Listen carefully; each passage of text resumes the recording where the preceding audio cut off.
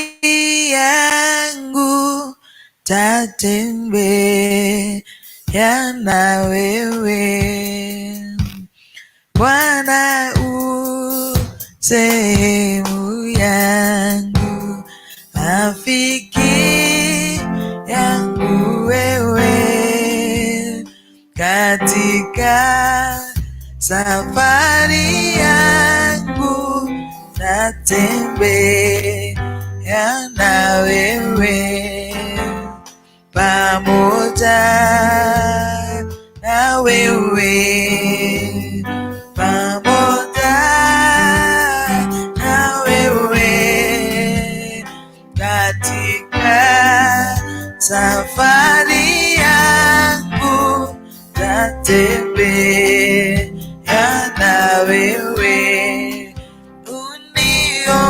uniongoze safarini, mbele unichukue, mlangoni mwa mbinguni niingie na wewe, pamoja na wewe, pamoja na wewe, mlangoni mwa mbinguni niingie na wewe, mali hapa sikutaka ili niheshimiwe, haya nikute mashaka sawa sawa na wewe, bali hapa sikutaka ili niheshimiwe, kutema shaka sawa sawa na wewe, pamoja na wewe, pamoja na wewe, nayani kutema shaka sawa sawa na wewe, pamoja pamoja na wewe, pamoja na wewe, nayani kutema shaka sawa sawa na wewe, Bwana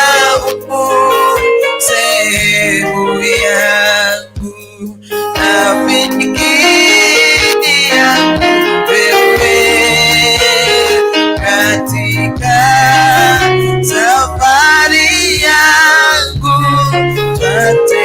tatembea na wewe, Bwana sehemu yangu, rafiki yangu wewe, katika safari yangu tatembea na wewe, pamoja pamoja na wewe, pamoja na wewe, katika safari yangu tatembea na wewe, pamoja pamoja na wewe, pamoja na wewe, katika safari yangu tatembea na wewe, usini Usinipite Mwokozi,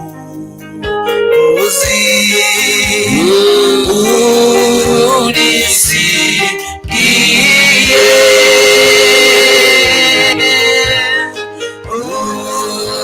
unapozuru wengine. Naomba usinipite Mwokozi,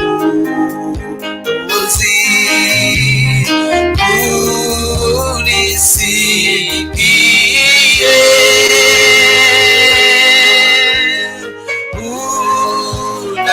unapozuru wengine. Naomba usinipite, mwite Yesu,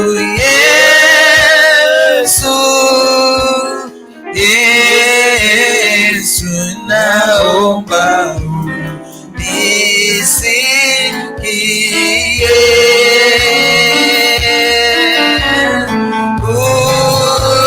unapozuru wengine.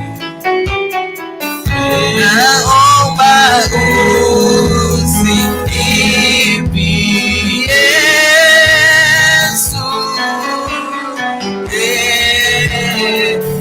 naomba unisikie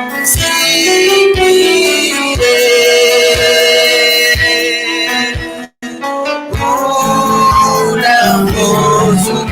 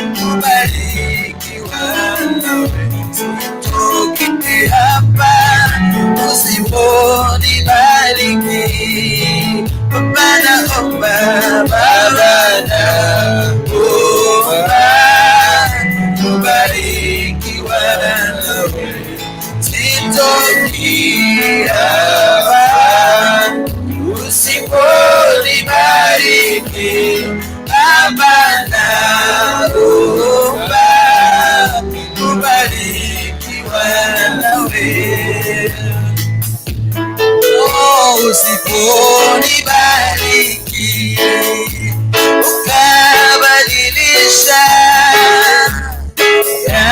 Kobotina ukamuita Israeli, maana yake kubarikiwa. Ninaomba kubarikiwa nawe, kabadilisha yako potina ukamuita Israeli, maana yake ni kubarikiwa. Ninaomba kubarikiwa nawe, mimi naomba badala omba kubarikiwa nawe, sitoki hapa usiponibariki Baba, naomba kubarikiwa nawe hapa usiponibariki.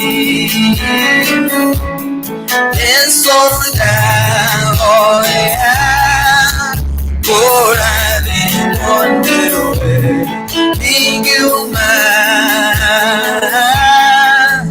otara limete. Yesu naoya korani mondewe inguma otara limete. Yesu naoya korani mondewe inguma otara limete. Yesu naoya korani mondewe inguma otara limete. Irada turaga mayerio ine mambeya so aketeta egwangala ya moyo yugane okadadima datora gwehoke iguma utara limete. Yesu naoya korani mondewe iguma utara limete.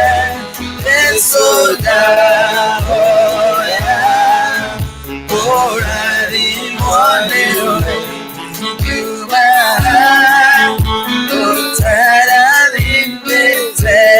Yesu ndiwega mengura lima ariadaoya wavine wekete areitonete makero haku umona ugoshi irogusho kerera. Yesu naoya korani mondewe iguma otara limete. Yesu naoya korani mondewe iguma otara limete. Yesu naoya korani mondewe iguma otara limete. Yesu naoya korani mondewe iguma otara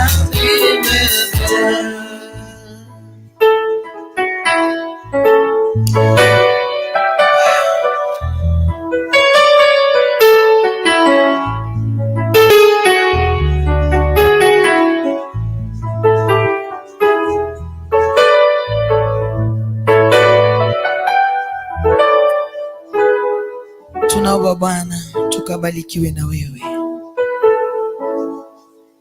kama vile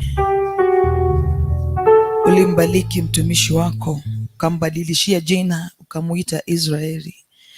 Hivyo ndivyo tumeingia katika nyumba yako usiku wa siku ya leo, na ili ukatubadilishie hali zetu, ukabadilishe maisha yetu. Ni kwa sababu wewe ni yule yule, na hata leo Bwana, nguvu zako hazijapunguka kamwe. Yale uliyoyatenda hata siku ya leo unayatenda. Tunalihimidi jina lako, tunalitukuza jina lako Mfalme, kwa vile umeshinda pamoja na sisi, umetulinda na umetuhifadhi katika wema wako. Tuna sababu Bwana ya kusema ni asante. Ni kwa sababu umetuepusha na ajali na magonjwa na mambo yote maovu. Tuna sababu ya kulitukuza jina lako Mfalme, ni kwa sababu ya kutupa nafasi ya kuingia katika ukumbi huu na ili tulitukuza jina lako. Jina lako Bwana litukuzwe. Ombi letu usiku wa leo ni kwamba kubali kuwa pamoja na sisi, kubali kutuongoza, kubali kutubariki, kubali kutuinua Mfalme.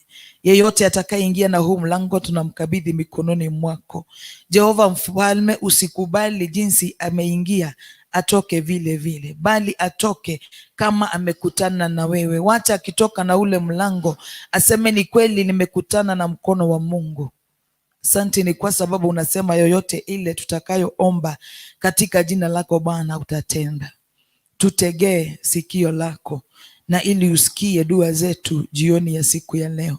Wale watakaoingia na huu mlango wamefungwa Bwana, tunaomba ukawafungue. Watakaoingia wakiwa wagonjwa Bwana, tunanena uponyaji katika jina la Yesu Kristo. Walioshikwa mateka na shetani, tunaomba Mfalme ukawaweke uhuru kwa utukufu wa jina lako.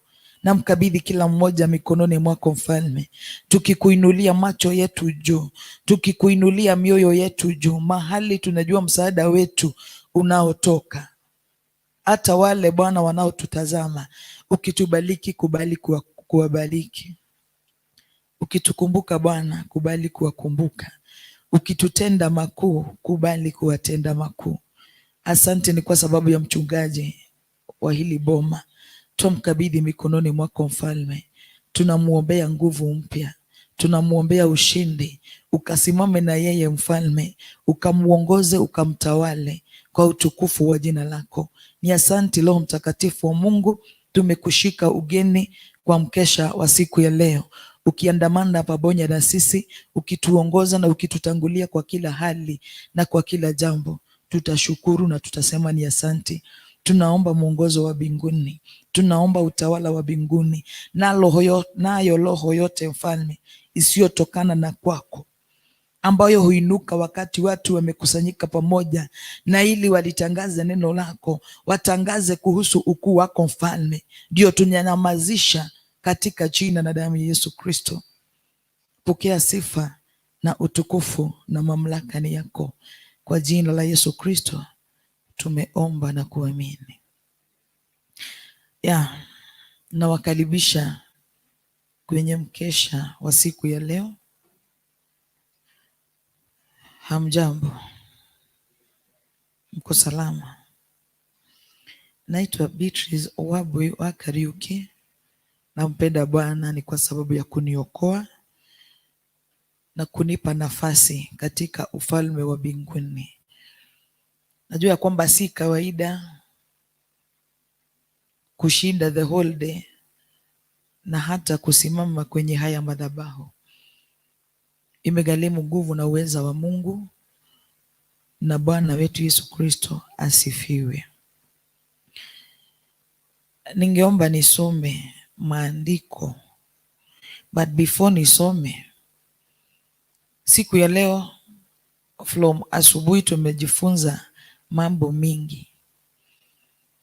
Asubuhi sana mwenye alikuwa anatufundisha alitufundisha kuhusu man and Satan,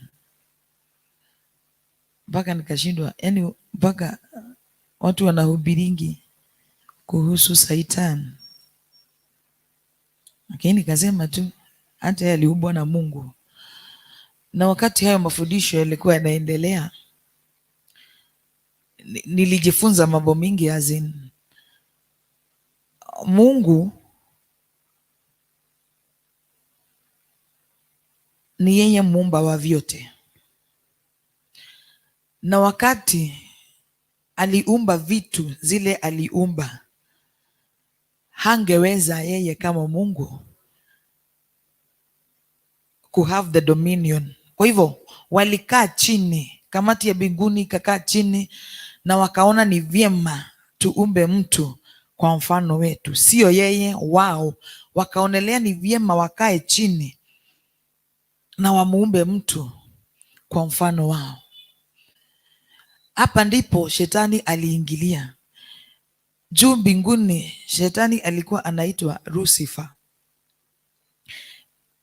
and he had a very beautiful name, Lucifer.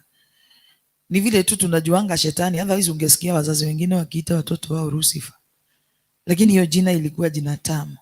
Ukiangalia wale malaika wengine akina Gabriel, akina Rafael, wao wanamalizanga na Rafael, Gabriel, Mikael, lakini Lucifer ilikuwa jina ya kitofauti sana, na alikuwa amepewa mamlaka na Mungu. Ni kwa sababu yeye ndiye alikuwa anaongoza sifa. Alikuwa mwibaji hodari. Aliposikia kwamba Mungu wako na mpango wa kumuumba mwanadamu, na ili ampe mamlaka ya kutawala vyovyote vile alivyoumba, akakuwa mwenda wazimu. Akajema, mtajua hamujui, haitawezekana. Ni kwa sababu he thought, alifikiria ni yeye atapewa ile position. Unfortunately, Mungu akawa na mpango wa muumbe mwanadamu, na shetani akatafuta, Lucifer akatafuta wafuazi.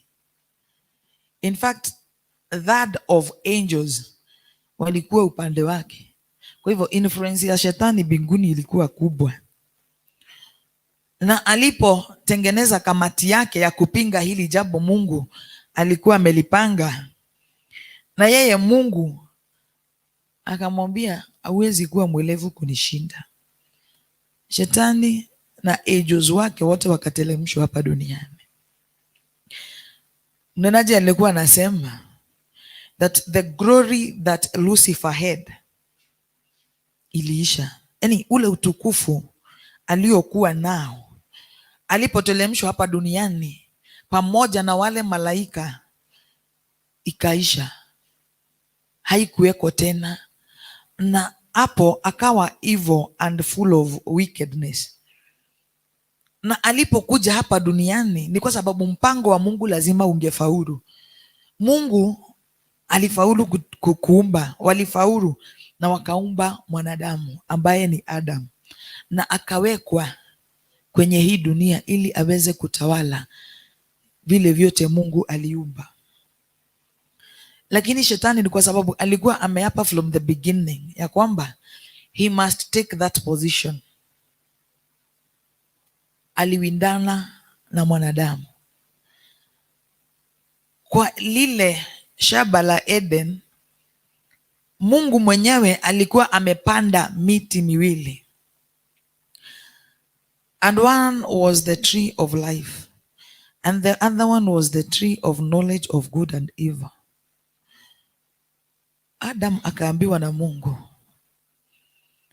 kwa hii shamba hili lote you can take any fruit from any tree apart from this one of knowledge of good and evil. Na akaambiwa ile siku utakula tunda kutoka kwa huo mti, that day will mark the end of you, because kukufa kutaanzana na wewe ama na mwanadamu hiyo siku. Na ni kwa sababu shetani na yeye alikuwa mbinguni, alikuwa anaitwa Lucifer. Hapa duniani ni sisi tunamwitanga shetani na devil, hizo zote. Wakati shetani bado alikuwa anasikiliza yale maneno, juu alikuwa hapa duniani na alikuwa anataka kupewa utawala. Alikuwa anataka hiyo position mwanadamu alipewa. Alikuwa anataka kutawala chochote kile Mungu aliumba. Kwa hivyo alijitahidi, alicheza kama yeye ile, aka make sure haitawezekana. Adam akaumbiwa Eve. Kwa hivyo those two guys ni wao walikuwa wanalan Garden of Eden. Siku moja Shetani akaenda akamwambia bibi, unajua wanawake huwa wanadanganywa haraka sana, haraka sana. Mungu atusaidie, kwa sababu ni yeye alituumba hivyo from the beginning. Kama Eve alianzanwa na yeye, mwenye alienda kumdanganya Shetani hangethubutu kupitia kwa Adam, lakini Sweti alipitia kwa Eve juu Eve hakuwa anajua ya kwamba huo mti, hayo matunda ya hafai kukuliwa. Hapana. I think alikuwa na maneno matamu sana. Ile kitu inanishidanga kujua ni alienda in form of a serpent ama alienda kama mwanadamu. Juu sidhani kuna mnyama yoyote anaweza tokelezea mahali hata kama anaongea akwambie fanye hivi ufanye. In the first place unaona huu ni mnyama. Kwa hivyo huwa mimi nafikiria ni kama alikuwa mtu, alikuwa kwa mfano wa mtu ndio aweze kumuigiza box. Na akamwambia mulidanganywa. Those two trees, the tree of life ilikuwa ina represent God's life, and the tree of knowledge of good and evil ilikuwa inasimamia Shetani na uovu wake na tabia zake baya. Kwa hivyo yeye alikuwa anataka lile waliambiwa wasile, hilo ndilo nataka mkule. Akawaambia mnajua nini? Aliwaambia msikule, juu ile siku mtakuwa tumiugu tudogo, na wakati huo ndio mtajua siri zote, mtajua. Na juu Shetani alikuwa anang'ang'ana kuchukua ile position ya mwanadamu. Kwa hivyo na yeye alikuwa ametoka mbinguni, kwa hivyo alikuwa anajua ulembo, utamu wa mbinguni. Alikuwa anajua that heaven is there. Kwa hivyo alikuwa anapambana ile atoe mwanadamu katika ile position, amtoe mahali Mungu amemweka. Ni kwa sababu yeye tayari amehukumiwa, amerushwa hapa akuja atafute wafuazi. Kwa hivyo alikuwa tu katika kazi, na akafaulu kumdanganya Adam. Na mahali pale Adam akalaaniwa kivyake na Eve akalaaniwa kivyake, lakini hiyo haikutosha. God came up with a great plan, vile atarejesha uhusiano wake na mwanadamu. Na ndipo pale tena kamati ya mbinguni ikakaa chini, wakajadiliana tufanye nini. Ni kwa sababu waliona dhabihu za ng'ombe, mbuzi na kondoo hazingetosha, hazingeweza kurudisha ule uhusiano wa mwanadamu na Mungu.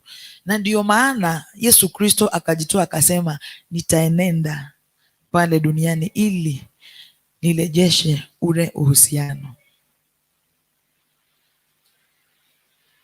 And that is why the Bible states very well in John 3:16, that is our national anthem kutoka tukiwa Sunday school, that for God so loved the world that he gave his only begotten son, ndio yule amwaminie asife mbali awe na uzima wa milele.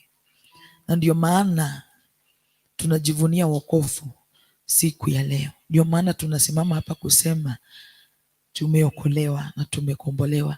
Ndio maana tumesimama tukijivunia kuitanishwa na huu ufalme wa Mungu. Jioni ya siku ya leo ujue kwamba vile Shetani alikuwa anamuida the first man to be created by God, hivyo tu ndivyo huwa anatuinda hata hapa duniani. Na no wonder Muigai wa Njoroge akaimba akasema ati ni tondu guku thi nikuo ngoma aikaraga, mugeria wa ngoro cia andu aria mendete Ngai, ni tondu aturaga ateng'eranagia nao, ni tondu ndendaga moimiranie ngoro na Ngai. Hiyo ndio kazi yake, kukuwinda usiku na mchana. Na ndio maana aweze kukutoa kwa wema wa Mungu, aweze kukutoa kwa njia za Mungu. Tujichunguze sana, tujiangalie sana kwa yale mambo yote huwa tunafanya, kwa mienendo yetu tujiangalie sana. Ni kwa sababu watu wanaitanga Shetani mjinga mpumbavu. He's not a fool. He's not a fool. In fact, Shetani ni mugi gugukira. Ngoma ni mugi. Ntumuruma ni maturo. Aiga, nya ngoma ino hano ngoma. Ni wega. No umenye Shetani ni mugi gugukira. Ni ndiramugathiriria by the way tutire ndugu. No undu uria wiho ni ati Shetani. Ni wega Shetani tikihi. Ndugitikia tikio. Aiko tikihi ndaki muthuri. No ugithake na muthuri. Riu wiige wega. Ukimenya ati Shetani anakuinda kila saa kila dakika.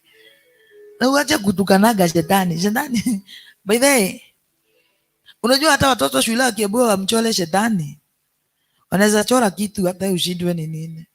Sasa hiyo ni Shetani wamechora. Wengine wanamchora kona pembe, hana miguu, anakwambia hakuna mtu mrembo kama Shetani. Akiwekwa katikati yetu. Hakuna mtu mrembo. By the way, siuzi sera za Shetani. Asa Shetani ni mrembo. Dan ukiona Shetani hivi unamfuata kama hata hajakuita. Shetani. Kwa hivyo kutoka leo wachaga kumtusi. Juu akikuvamia leo hii huwezi jitoa hapo. Achana na Shetani. Na ujue kila kama he's ugly as we think. Na ujue anaedanga biguni kila asubuhi. Yeye analalaga kazi kuchuguza kuangalia. Anita ni pastor zai yako hapa. Kerosi ni rukinye doke garivote. Ni yeye huyo. Na ukiona mtu ambaye Mungu kwanza anaweka malaika kado. Huyu unaita Shetani kwanza apeleke mashtaka. Si hivi. Hata Mungu anatabua Shetani. Kama Shetani angelikuwa mwanadamu tumuue, immediately Mungu anatengeneza Shetani mwingine. Ngai ndangĩenda itherũ na ngoma ũmũrage. Angĩthondeka gake thaa icio kangi. Ndangĩenda ithako. Koguo tiganai na Shetani. Amũreke Shetani arute wĩra wake tondu ni Ngai wetĩkĩrire oke gũkũ agiane na ithuĩ. Koguo tuige wega. Tujiega vizuri. Na tuokokage 24/7. Angalie njia zetu sana. Angalie mienendo yetu. Kwanza ukiangalia ukijua Shetani ni sio hivyo anachoragwa. Sio hivyo mnasemaga. Yaani hata unaweza pata tu mtu anatusi Shetani tu hivyo na hakuna kitu amefanya.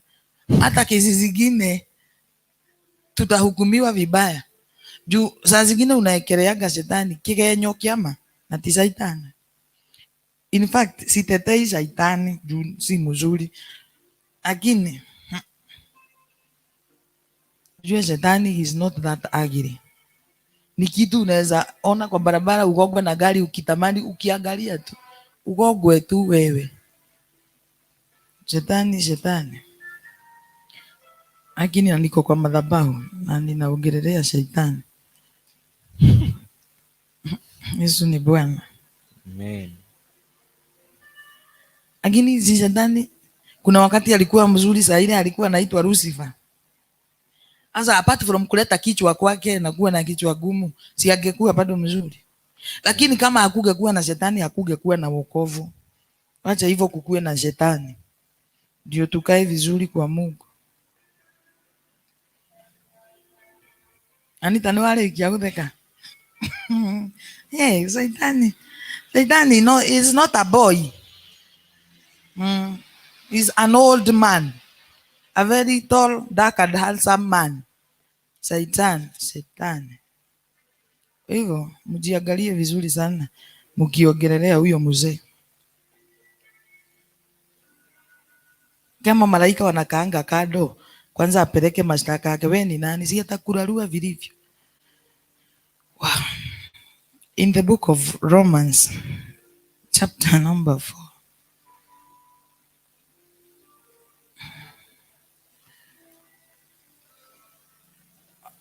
In chapter 3, It is talking about how we will put light with God. And in chapter number 4, tunapewa mfano wa Ibrahimu.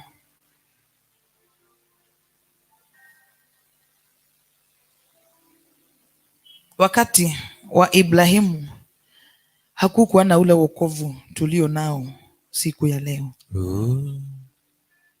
Wakati ule ulikuwa ni ufuate sheria na masharti. Wacha tusome hapo chapter 4. Tuseme nini basi juu ya Abrahamu baba yetu?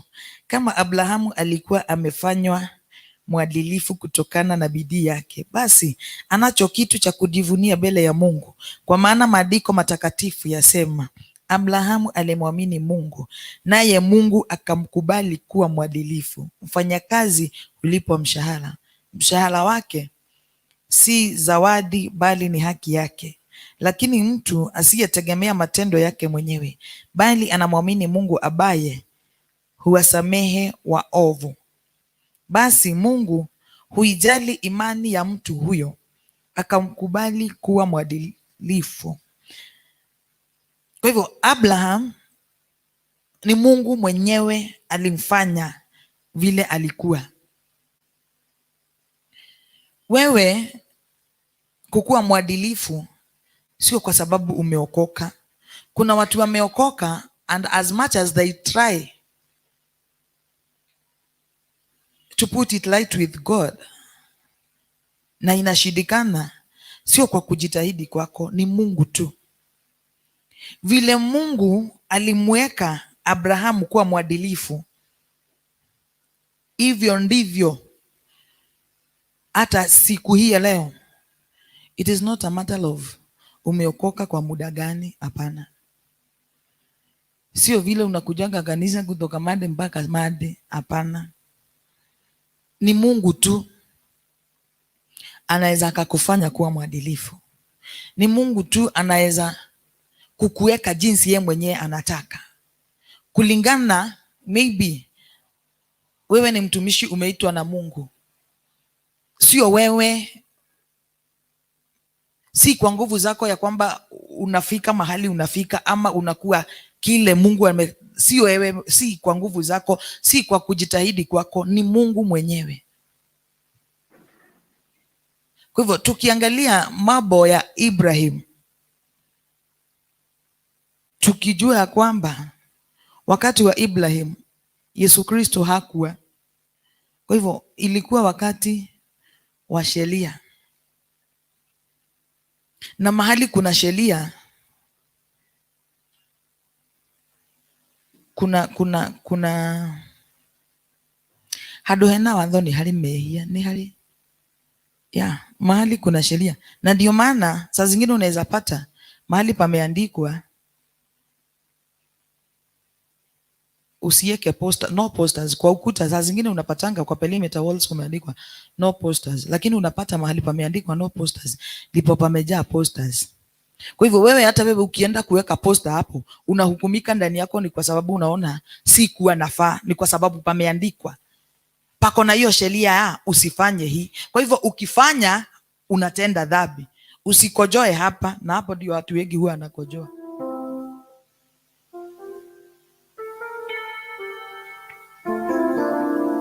Watu huwa anakojoa hapo, wameandikwa msikojoe hapa. Kwa hivyo zaidi unaenda kukojoa mahali pale, unakosea. Juu for one pameandikwa usikojoe hapa, usifanye hii. Kwa hivyo ukifanya tayari unajua unatenda dhambi. Kwa hivyo akina Abraham, they lived that way. Usifanye hii. Kwa hivyo ukifanya hauhitaji kuambiwa umekosea. Wewe unajua umekosea. Lakini leo hii we are not under law.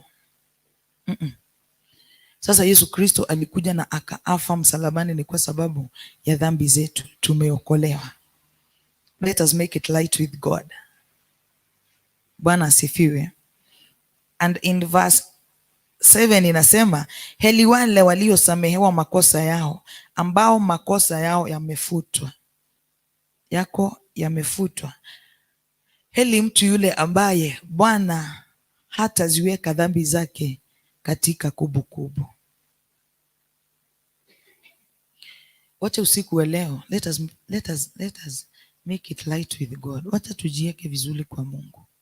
Mambo ni mingi. Ukisikia wale watu wanatoanga ushuhuda wakisema ati sijakosa mambo ambayo ingenifanya nirudi nyuma, ni kweli mambo iko. Na kila siku ukiamka, ukimaliza hiyo siku ukikili ya kwamba Yesu ni Bwana, umeng'ang'ana, umejitahidi, ni kwa sababu on the way, katika harakati za hiyo siku, kuna mambo ambayo yalifanya moyo wako ukainama. Kuna mambo ambayo if it were not for God's grace, if it were not for God, ingekutoa kwa wema wa Mungu. Lakini ni kwa sababu umemaanisha, na ni kwa sababu wewe dhambi zako umesamehewa na makosa yako yamefutwa. Unajitoa tu kusimama kwa Mungu. Bwana apewe sifa. Bwana atukuzwe. We are not under law. It is by the grace of God. Ni kwa neema. Na neema inatosha. Neema inatosha. Naomba tusimame.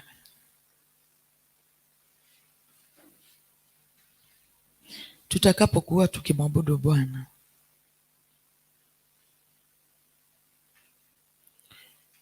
nataka tufanye maombi kadhaa. Ombi la kwanza, Biblia inasema ya kwamba ndio uweze kumtolea Mungu dhabihu ambayo ataikubali, lazima ukue sawa sawa na yeye Mungu. Bwana atukuzwe. Halo. Kwa hivyo kukua sawa sawa na Mungu ni ukubali kuweka ile mizigo yote umebebana chini. Ukubali kufungulia Mungu roho yako. Ukubali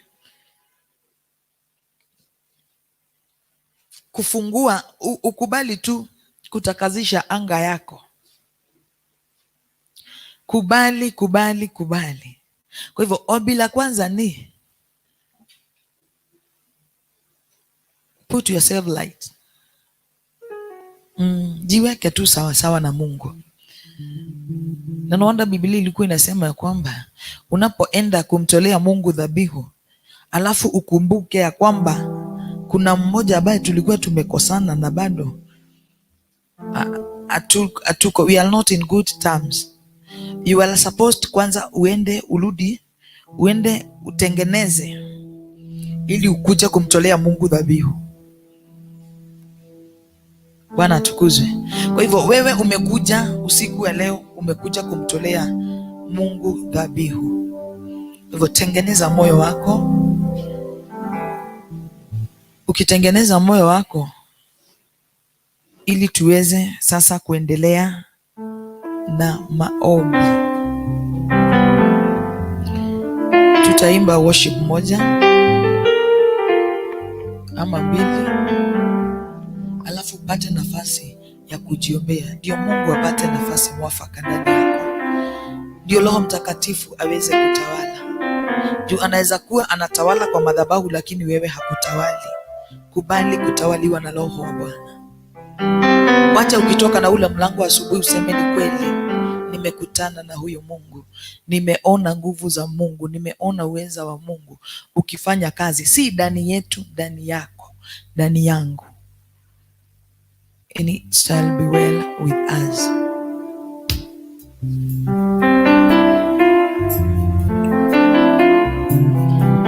Bwana, tunasongea chini ya miguu yako, tukiomba msamaha wa dhambi, tukiomba mwongozo wa Roho wako Mtakatifu.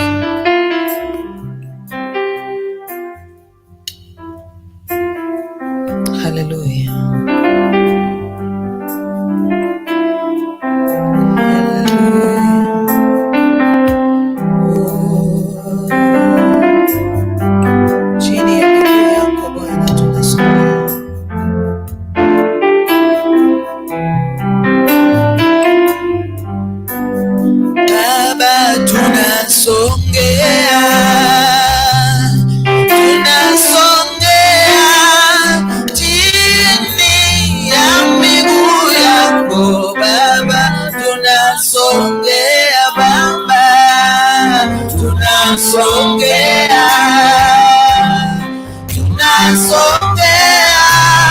chini ya miguu yako, tunasogea.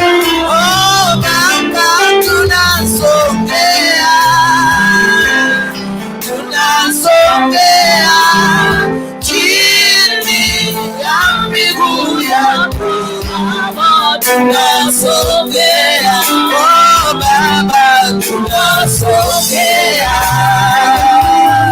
tunasogea chini ya miguu yako Baba, tunasogea. Oh Baba, utusamehe, utusamehe chini ya miguu yako, utusamehe, utusamehe, utusamehe chini ya miguu yako. Oh Baba, ututakase, ututakase chini ya miguu yako. Baba, ututakase, ututakase chini ya miguu yako. Baba, ututakase, Baba, utulehemu, utulehemu chini ya miguu yako. Baba, utulehemu, Baba, utulehemu, utulehemu chini ya miguu yako. Baba, utulehemu, Baba, twakuhitaji, twakuhitaji chini ya miguu yako. Baba, twakuhitaji, Baba, twakuhitaji, twakuhitaji chini ya miguu yako. Baba, Baba, unene nasi, unene nasi chini ya miguu yako. Baba, unene nasi, Baba, unene nasi, unene nasi chini ya miguu yako. Baba, unene nasi, Baba, twakuhitaji, twakuhitaji chini ya miguu yako. Baba, twakuhitaji. Nasongea mbele zako, unifanye kuwa kama upendavyo. Bwana, nasongea mbele zako, unifanye kuwa kama upendavyo. Baba, Baba, nasongea mbele zako, unifanye kuwa kama upendavyo. Baba, Bwana, nasongea mbele zako, unifanye kuwa kama upendavyo. Wewe Bwana, Bwana, nasongea mbele zako, unifanye kuwa kama upendavyo.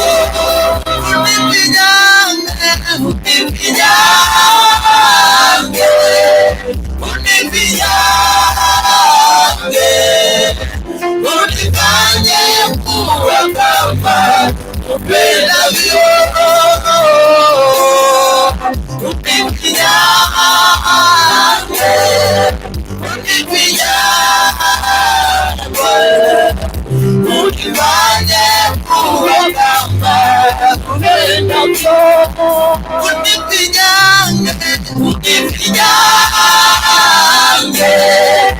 unifinyange, unifanye kuwa kama upendavyo.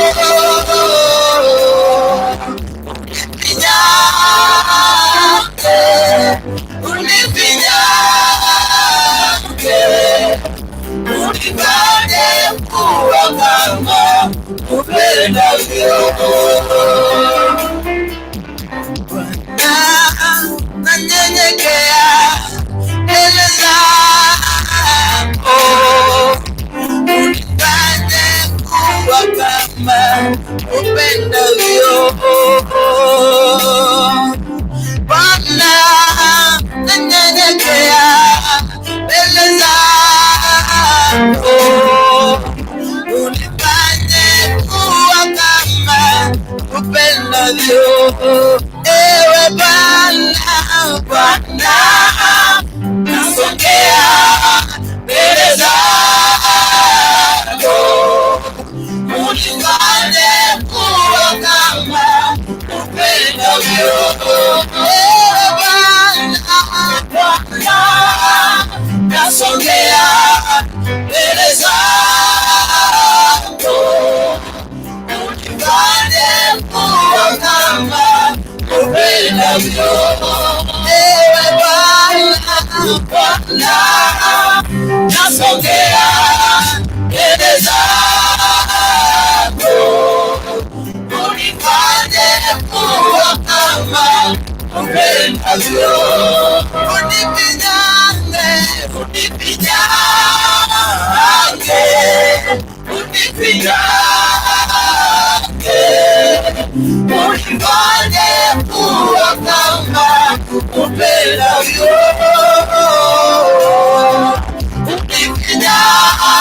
Unifinyange, unifinyange, unifanye kuwa kama upendavyo.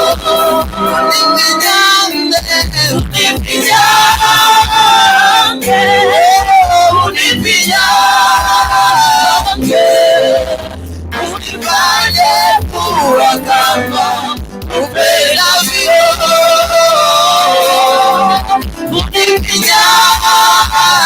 Unifinyange, unifinyange, unifanye kuwa kama upendavyo. Unifinyange, unifinyange, unifinyange, unifanye kuwa kama upendavyo.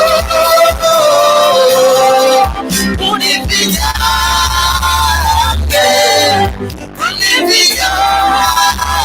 unifinyange, unifanye kuwa kama upendavyo. Unifinyange, unifinyange, unifinyange, unifanye kuwa kama upendavyo. Unifinyange, unifinyange, unifanye kuwa kama upendavyo. Hapa mapenzi yako nayatimie, maana mimi ni udongo, maana mimi ni udongo. Baba, mapenzi yako nayatimie, maana mimi ni udongo.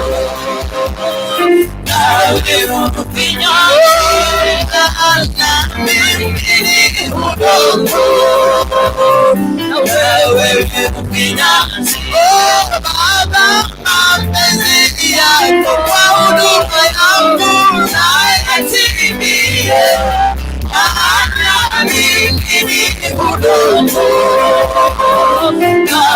kufinya na mimi ni udongo nawe kufinya Baba mapenzi yako kwa madhabahu yako na yatimie maana sisi ni udongo nawe kufinyanzie maana sisi ni udongo nawe kufinya Baba mapenzi yako mtumishi wako ayatimie maana yeye ni udongo nawe kufinyanzie maana yeye ni udongo nawe kufinyanzie Baba mapenzi yako kwa kazi yako na yatimie maana sisi ni udongo nawe kufinyanzie maana sisi ni udongo nawe kufinyanzie Baba mapenzi yako kwa kanisa lako na yatimie maana sisi ni udongo nawe kufinyanzie maana sisi ni udongo nawe kufinyanzie let your will be done. Let your will be done. Oh, I'm just a piece of clay. And you are the potter, because I'm just a piece of clay. Oh, and you are the potter, Father.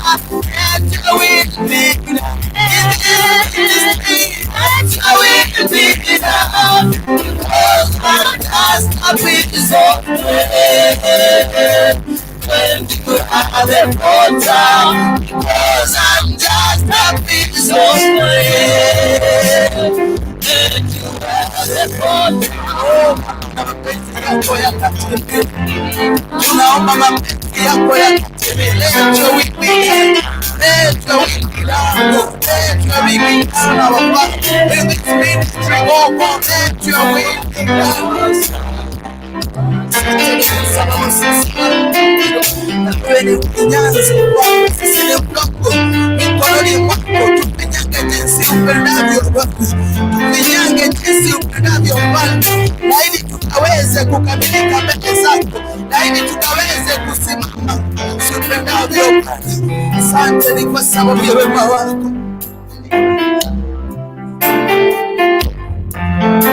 Sifa Bwana wa Bwana. Tufinyange siku ya leo Mfalme, na ili ukatende kazi yako ndani yetu. Tufinyange Bwana, ondoa udhaifu wote, ondoa unyonge wote ndani yetu Bwana.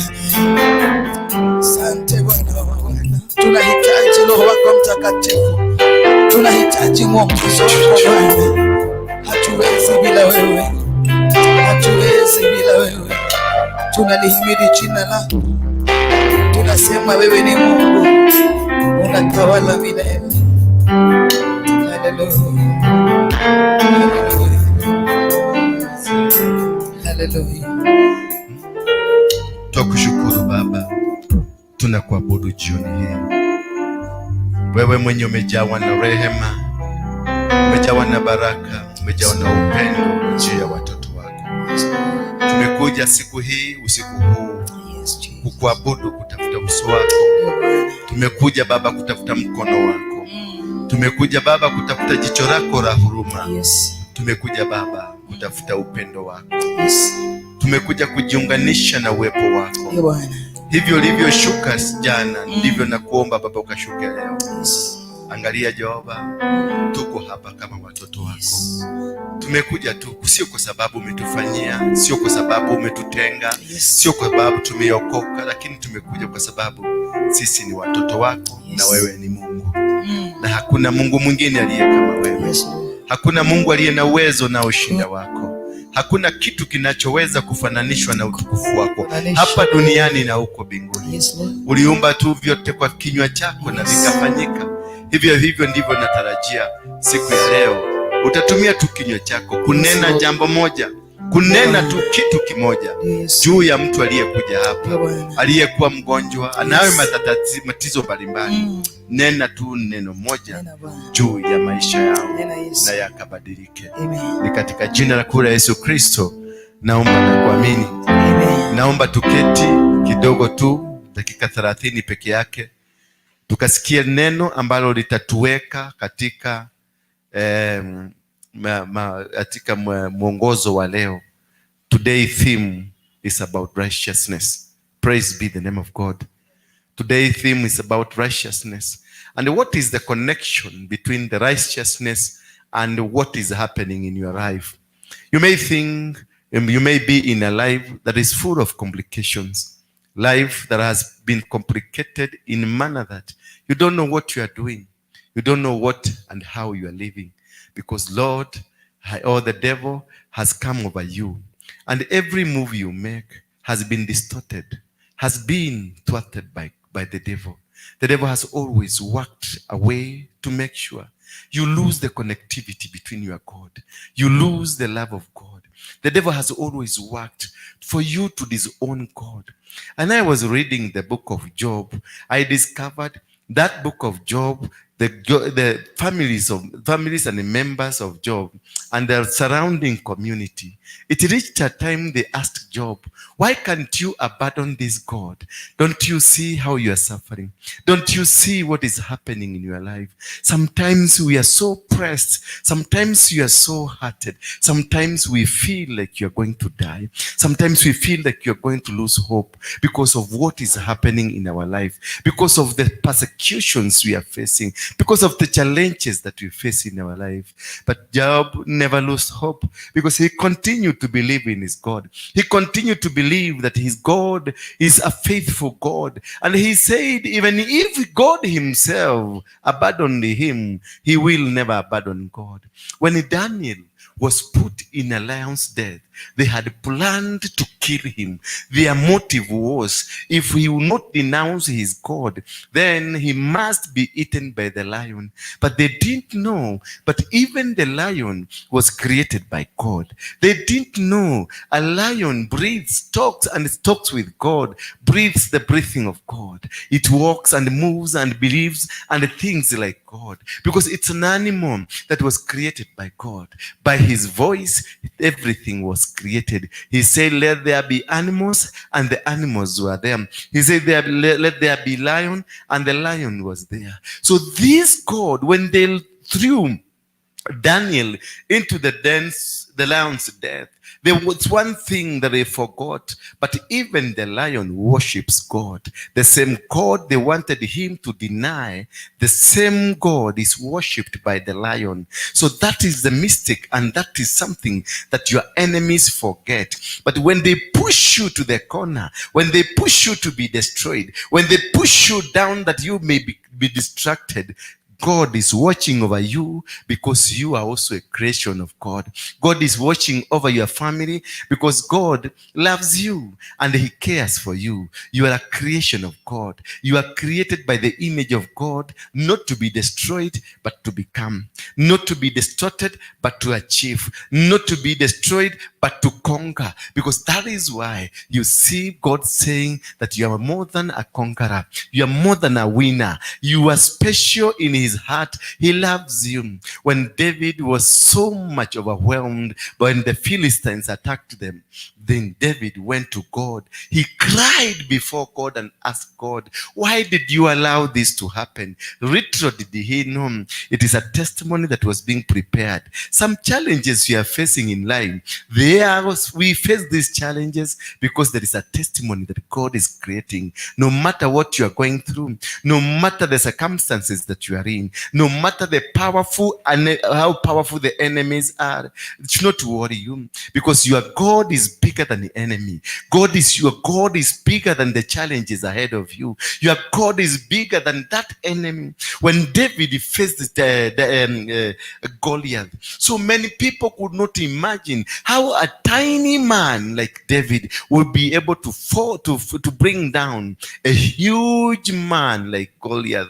Your problems are meant to look big in front of men, but in front of you who believe in God, the challenges you see others see as big are so small. Because David told Goliath, you are just but useless, you are hopeless, you are powerless. You are coming to me with your weapons and you are mighty, but me, I'm coming to you with my Lord. When you put your Lord before everything, every challenge, no matter how big it is, it becomes a minute, it becomes a small thing that nothing of it can come to challenge you.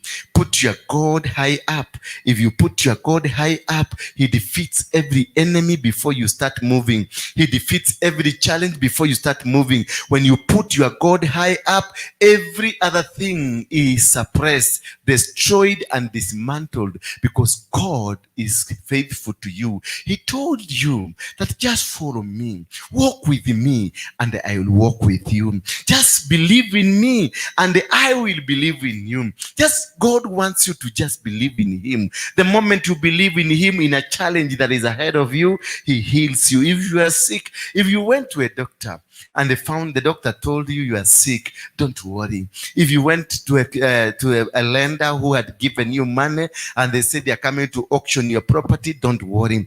If your husband has chased you away from home, don't worry. If your wife has ran away from your home, don't worry. If there is any challenge, there's anything that is happening around you, don't worry. Just raise the standard of your God. Raise your God high up on top of that problem. If you raise your God high up against the problem will be suppressed by its own. You will not need to put your impact. You will not need to put anything. But because your God is big, that is how he's going to win against your enemies.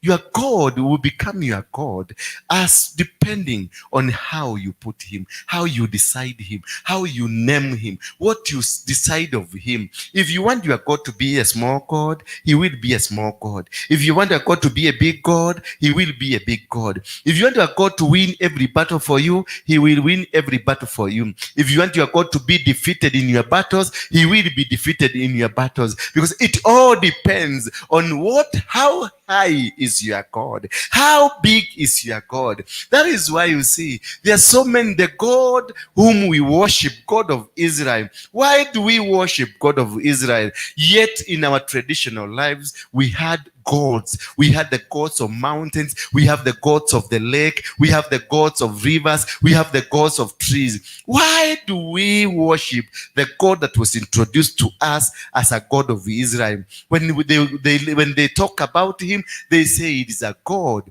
who is God above any other God. When you hear that your God is a God who is above any other God, then that's a God that you worthy to worship. That's a God that you worthy to put into your life. That's a God that you worthy to put wherever you do. Forget about the situation that they're saying about you.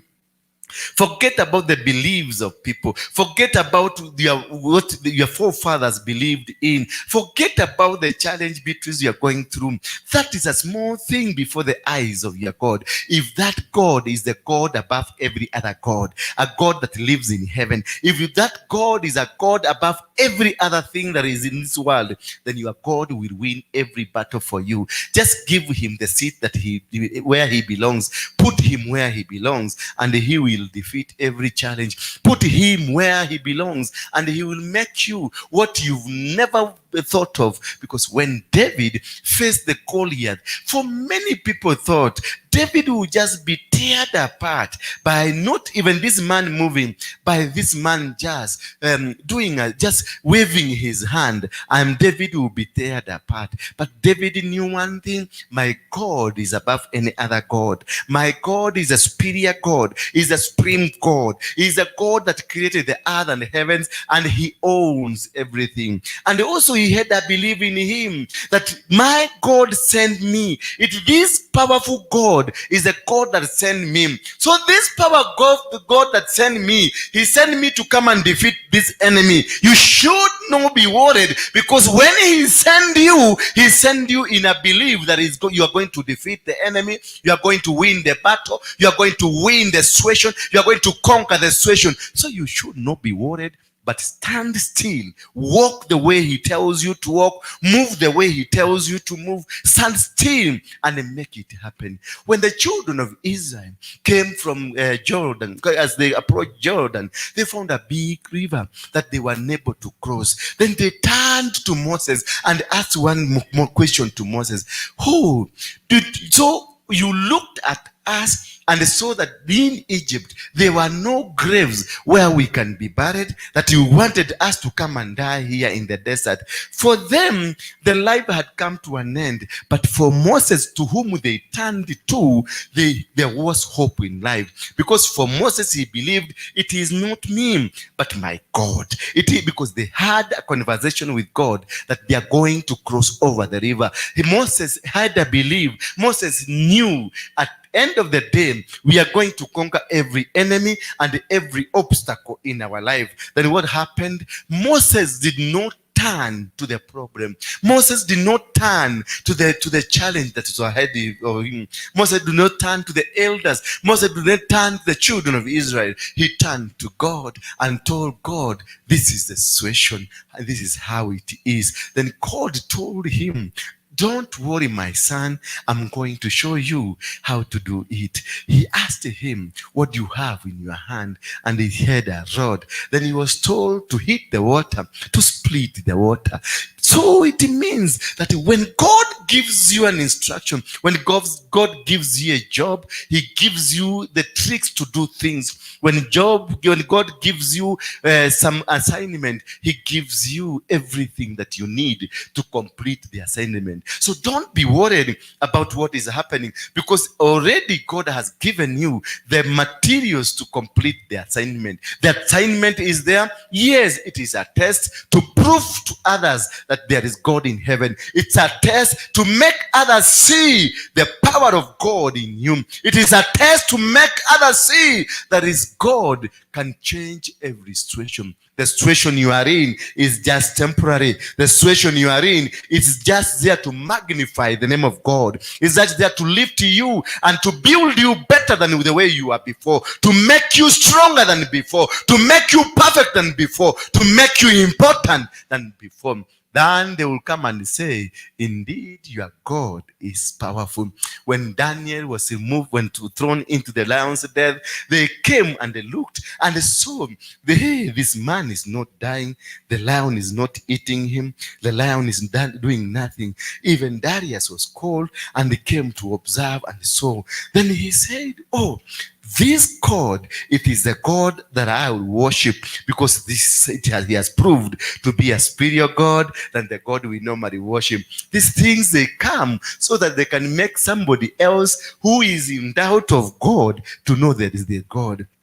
The small challenge you're going through, Mama Nyambura, that challenge is meant to change your neighbor to see indeed there is a God in heaven. That challenge you are seeing, it is not meant to destroy you, but to make somebody who is not a believer to believe there is God. So maybe don't worry. They might have said you are sick, but you are not sick. They might have said you are going to die, but you are not going to die. They might have said you are finished, you are not finished. They might have said you are not going to make it, you are going to make it. Why? Because you are a testimony of what God wants to do. You are a preparation of what God wants to do. He's just using you as a bridge to turn around the hearts of people who are in doubt of what God is about to do. To turn around the hearts that were not believing that there is a God in heaven. That is why you think you are sick. Imagine it is an imaginary disease. Imagine the problem you're going through. It is just imaginary because it is a creation of God. It is not a creation of the devil. It's a creation of God, so that your neighbor can see there is God, so that your mother can see there is God, so that your father can see there is God, so that your sister can see there is God, because God is a God of every time. When these three brothers were thrown into the fire, it was meant that they were going to die. But the fire looked at them. When Meshach was in the den of fire, when Abednego was there, awaiting to die, because it was fire, a fierce fire. Oh my God, they went inside believing that we are sons and daughters, we are sons of the Most High. So this Most High will never leave us down. So this is very important, to have that belief that the Most High will never leave you, no matter the situation, will never abandon you, no matter how strong the waves are. The waves might be so strong to finish you, to destroy you, but they are meant to come and strengthen you. The more you stay stable, the more you stand still, the more you become better, the more you become a winner, the more you conquer the situation that is around you. They stayed steadfast. They went on into the fire, knowing that there is God in heaven. But the enemy knew this is the end of these people. When they came to look, because they wanted to see how the fire has consumed their predators, oh my God, they came and found there is another man, there is another fourth person. They threw three, but now they are four. I am telling you, in every situation you are in, you may think you are alone, but there is somebody behind you helping you to grow, helping you to defeat the challenge. There is somebody behind you who is conquering your enemies. You don't need to struggle. You don't need to fight. You need to stick with your God. You need to walk with your God. You need to stand with your God. You need to walk along with your God. And that fourth man, that other man that you are not seeing, does the job for you. So you are not alone. You are with God. You are with the angels from heaven. And these angels are keeping guard, are protecting you. Where they think they are going to destroy you, you come and they destroy the enemies even before you go there.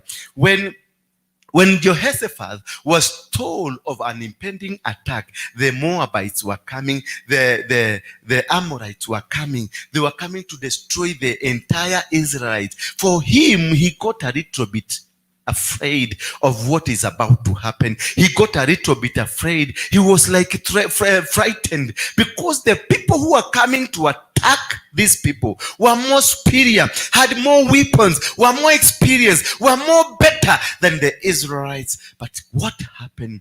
Jehoshaphat went to God and asked God, aren't you the one who brought us here? Aren't you the one who told us to come here? Aren't you the one that gave this land to our ancestors? Then he reminded God of the promises. Sometimes we need not to worry, because there is a promise that God promised you. There is a promise that God said that I will never forsake you, nor will I leave you. I will walk with you even if you are going through the valley of the shadow. You are going to win every battle. You are going to conquer every battle. When Jehoshaphat reminded God, he didn't go complaining to God. Sometimes we go complaining to God, even threatening God that if you don't do this, I will walk out. If you don't do this, I will walk out. This God is waiting for your steadfastness.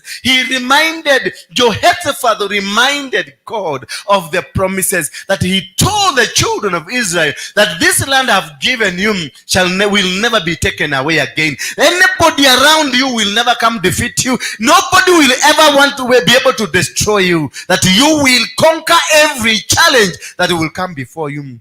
That is what Jehoshaphat reminded God. He told God, are you not the one that promised your friend Abraham that this land belongs to him? Are you not the one that said we come to this land? Are you not the one that you said we shall prosper in this land?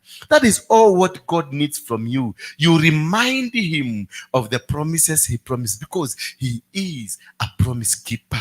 He is a promise keeper. He will never fail you. He will never disregard his promises. He said you are going to become, you are going to become. He said you are going to be rich, you are going to be rich. He said you are going to be healed, you are going to be healed. He said he is going to conquer every enemy that are ahead of you, and he is going to conquer them if only you keep the promise, because he's a promise keeper. He keeps every promise, that whatever he promised you. If he say you are a prophet, you will one day become a prophet. If he say that you are going to drive a car, you are going to drive a car. At his time, at his moment, and at his season, he provides, and he will never let you down. He said, I will never let you down nor forsake you. I will walk with you. I will move with you. I will stand with you. No matter the challenge in front of you, it does not matter. It does not cause, it doesn't matter. Whatever the challenge it is, he is with you. Whatever the challenge it is, he will walk with you, because you are a promise. You are the promise of God. You are a product of the promise of God. That is why nobody will defeat you. That is why even if they come against you, they will come in one direction, but God will scatter them in different directions, because this God believes in you as you believe in him. Then Jehoshaphat went and knelt down before him. He offered a sacrifice and raised an altar, and he told God, this battle is yours. Then God promised and told him, you are not alone. I am with you. Then do you know what? He was not told to form an army. He was not told to organize soldiers to go and fight the Amorite. But what happened? He was told to raise a praise and a worship team. Oh my God, it is surprisingly, it is confusing that you are in front of you. There is an army that has a weapon that is coming, an army that is full of full of compact that is coming. A powerful force is coming. But one thing that happens to him, God tells you, don't plan to fight. Don't plan to have an army, but instead organize a praise and worship team. Jehoshaphat was surprised to hear it is only the praise and worship team that is required to win a battle against an advanced army. You don't need to hold a weapon. You don't need to fight. You don't need to retaliate. You need just to praise God and tell God, I am yours. Tell God, I am your promise. I tell God, I'm a product of you. You created me from the soils, and you said that you've given all this land to me. You've given me the dominion of this world. So you should not worry, because you have been given the dominion. When you have the dominion, nobody will come against you. When you have dominion, you win everything that comes ahead of you, because you are full of yourself. You are full of godliness. You are full of the power of God, and you are walking according to the will of God. It is the praises that is required. Worshiping and praising, that is all you need to praise your God, to worship your God, to conquer your enemies. They will come with weapons. You will just conquer them by praising God. You just conquer the enemy by just lifting the name of God. You just conquer your enemy by saying, Almighty God, you are the promise keeper. You are my purifier. You are wonderful God. You are God of gods. You are the God of heaven and the earth. Just praise him. And when Jehoshaphat continued to praise this God, what happens? The Amorites and the Amorites and the Philistines and all of them, the enemies who are planning to come and attack Israelites, they started attacking themselves. God will confuse your enemies to fight themselves as you walk praising him.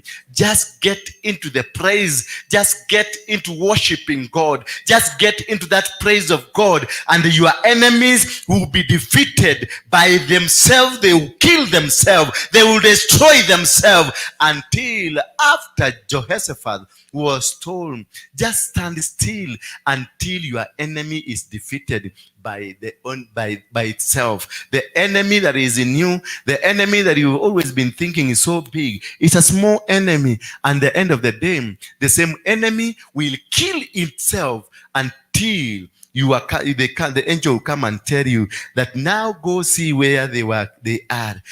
Imagine Jehoshaphat was told to go to that land. They went there with an army, praising God, worshiping God. And when they reached there were no Amorites, there were no Philistines, there was no enemy. All of them, they had died, they had killed themselves, they had fought against each other. God will confuse your enemies. God will confuse those people who are planning to torment you. God will cause them to fight each other. God will destroy them because of your righteousness, because of the promise he promised you. The enemies are going to be defeated. The enemies are going to be destroyed. The enemies are going to be subdued. When Jehoshaphat with his people went to that land, they found the spoils. Oh my God. They found the gold, they found silver, they found everything. They collected for 3 days and they could not be able to handle this. It was in plenty. So God will take away what is in the hands of the enemy to benefit you. All the things that the enemy are having now, all the things that the enemies they have, where they're using the power, the money, the force, the energy they have to fight you, will be grabbed from them and given to you, because you are a righteous person. It will be taken away from them and it shall be given to you, because you are a righteous daughter of the king. You are the righteous son of the king. He will win the battles for you. When David's wives were taken away, then he came and he cried to God and asked God, why did you allow this to happen? Ask God, why did you allow this to happen? Then he went into the inner room and asked for the ephod, and he put on the ephod. He offered a sacrifice, and then he spoke to God and asked God, can I go or should I not? Then God told him, surely follow them. And he followed them. He went and marched with an army. Imagine, even the people had stopped believing in David because they thought David was lying to them, had an agenda to plunder their community. But David was serving a mighty God. Continue serving the mighty God, because every single moment you serve the mighty God, he does something that is miraculous. He does something to prove to other people that indeed it is him that plans every move. Indeed, it is him that plans every occasion that is around you. Then David moved and went to follow his wives and the children. As they were going, they found one person. In fact, these people had gone. But as they were going, there was this weak man who was left behind. And because they thought, let's leave this man to die here. I'm telling you, there is somebody prepared who will be left behind to die. But he's not going to die. He's going to be left there to show you the direction where the enemies are as you are going to conquer. Because God, he told him, you are going to get your wife back, your children back, and everything back, plus their plunder. You will come with them.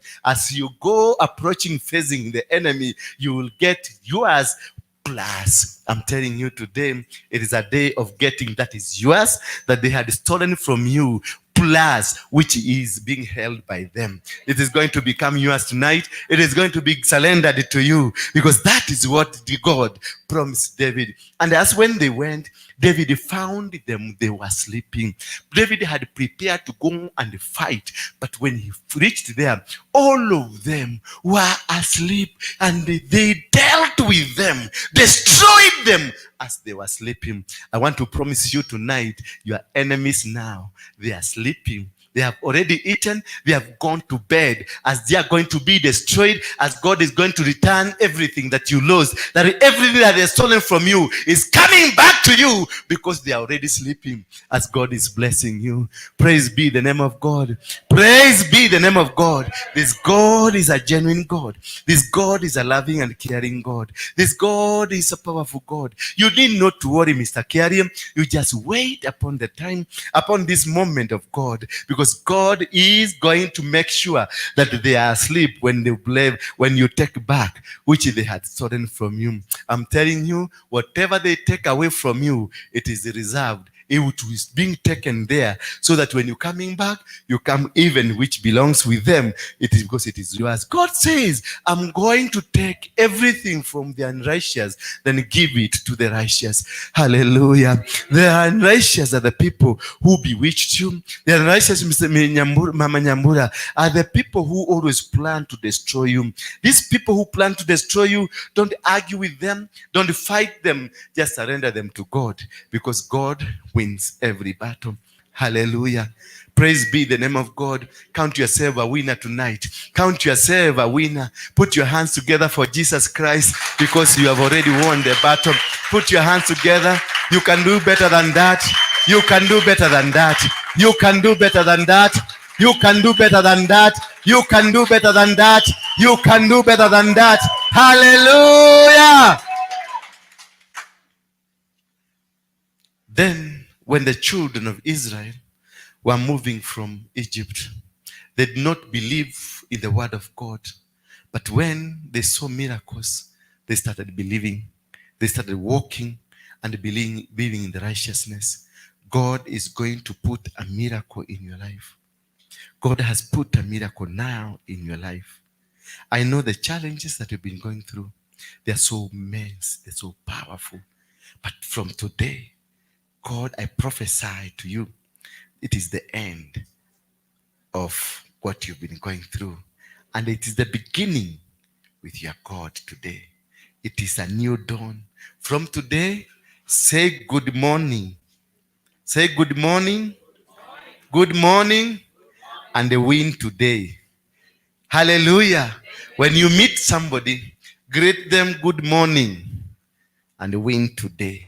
So every time is good morning, because morning is dew. When the dew is, it is the beginning of your victory, the beginning of your success. You are going to win. Good morning. And say, win today. Hallelujah. May God bless you, and may God bless you over the night as you go through. I know there is something that is going to happen. There is something God has promised me. You are going to see it. You're going to see the powerful angel moving around you as he takes away the challenges in your life. I hope Naftali is around to come and lead us to the next level. Man of God, just come running like a small boy, because you're a small boy before the eyes of God. Yes, good. Put your hands together for Naftali as he comes. Give him the microphone. Give him brother Naftali the microphone. Hallelujah. It has been sanitized. Yes. How have you been? I've been good. Yes. Thank God. Good morning. Good morning. Win today. Hallelujah. Amen. Amen. Amen. Go ahead.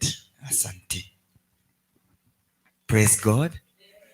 We thank God for this time. I hope all of you are fine. Amen. Good morning. Good morning. Good morning and win today. Right? We thank God for this time, for this far. He has been God in our lives. And hatuna jambo mengi ya kusema, si ndio? Hatuna maneno mengi ya kusema. Mengi ni kumwabudu, si ndio? And so I just want us to be on our feet. Just be on our feet. We're still waiting for another team which is coming, but then before then, we just want to feel good in his presence. Amen. The Bible says that in his presence there's fullness of joy. When sana. So tonight is another time we are going to feel good in his presence. Ambia jirani, feel good in his presence. Come on, tell somebody, feel good in his presence. Feel good in his presence. Amen. In his presence there is healing. In his presence there is opening of doors. Amen. In his presence there is a lot about the kingdom of God. So I just want us to prepare our hearts tonight, because the time is now. Tomorrow is not guaranteed. Amen. I want us to open our hearts to God tonight because I've been watching news. Unasikia mara mafuriko, mara 29 cases. But we thank God we are alive. Sindio? Hebu nataka usalamie jirani yako, because I believe there is healing in this place. I believe in this altar. I want you to say hi to your neighbor. Just greet them. Usikae ni kama umeboeka na uko uwepo wa Bwana. Just greet them. I want to give you a minute. Just ask them, how was their week? Ukiona mtu anaboeka, listen. First of all, listen. Somebody told me earlier in the day that ukiona mtu hajafurahia kanisani, huyo ni mchawi. Is it true? Yeah? Is it true? I'm not using abusive languages, but that's what I was told earlier in the day. Kanisa ni mahali watu wanafaa kuwa wamefurahia. Si ndio? Especially in such a church. Amen. So I want you to take this time, just greet your neighbor. Tell them you look good. Appreciate them. Talk to your neighbor. I'm giving you a minute. You can move around. Just say hi.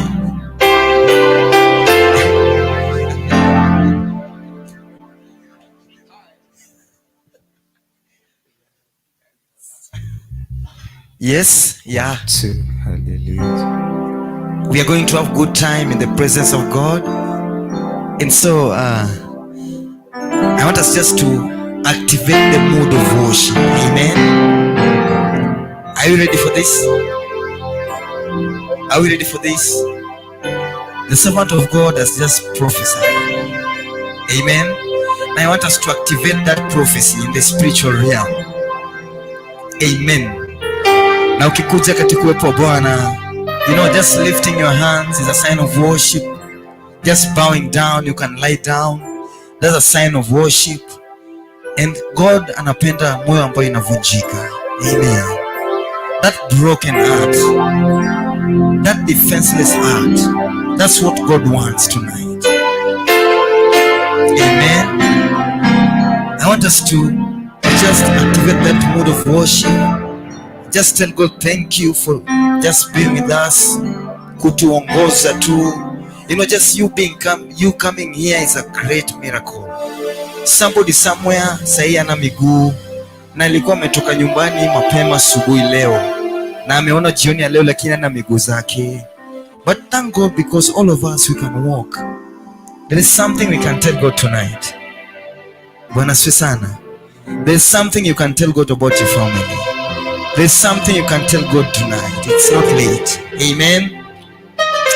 And so as we're going to worship Him, I just want us to just humble in His presence, because He is here with us. Oh God, take your glory, Jesus. Just have your way, have your way. Have your way tonight in our midst, Lord. Have your way, oh Jesus. We've just come here to give you praise, to give you glory, because there is no one like you. Mengi iko ya kutuvunja mioyo, lakini Bwana, neema yako inatosha. Thank you, Jesus, because if it were not for you, Psalms 124 declares that our enemies would have swallowed us alive. And right now, Lord, we want to give you praise and glory, because they all belongs to you. Somebody just open your mouth and just worship the name of the Lord tonight. Just open your mouth and just worship the name of the Lord. He's worthy of praise. He's worthy of all adoration. Father, we give you glory. Father, we give you glory. Katika utukufu wako Bwana, tunanyenyekea sana mbele zako. Father, we give you the praise. Father, tonight we declare that you alone is worthy of praise. Tonight we declare that you alone is worthy of all the glory. Tonight we declare that Jesus, if it were not for your suffering at the cross, Lord, where would we be? Tonight we want to declare that you are God. So we want to declare, oh Lord, our love to you. We want to declare, oh Jesus, that you are worthy of praise.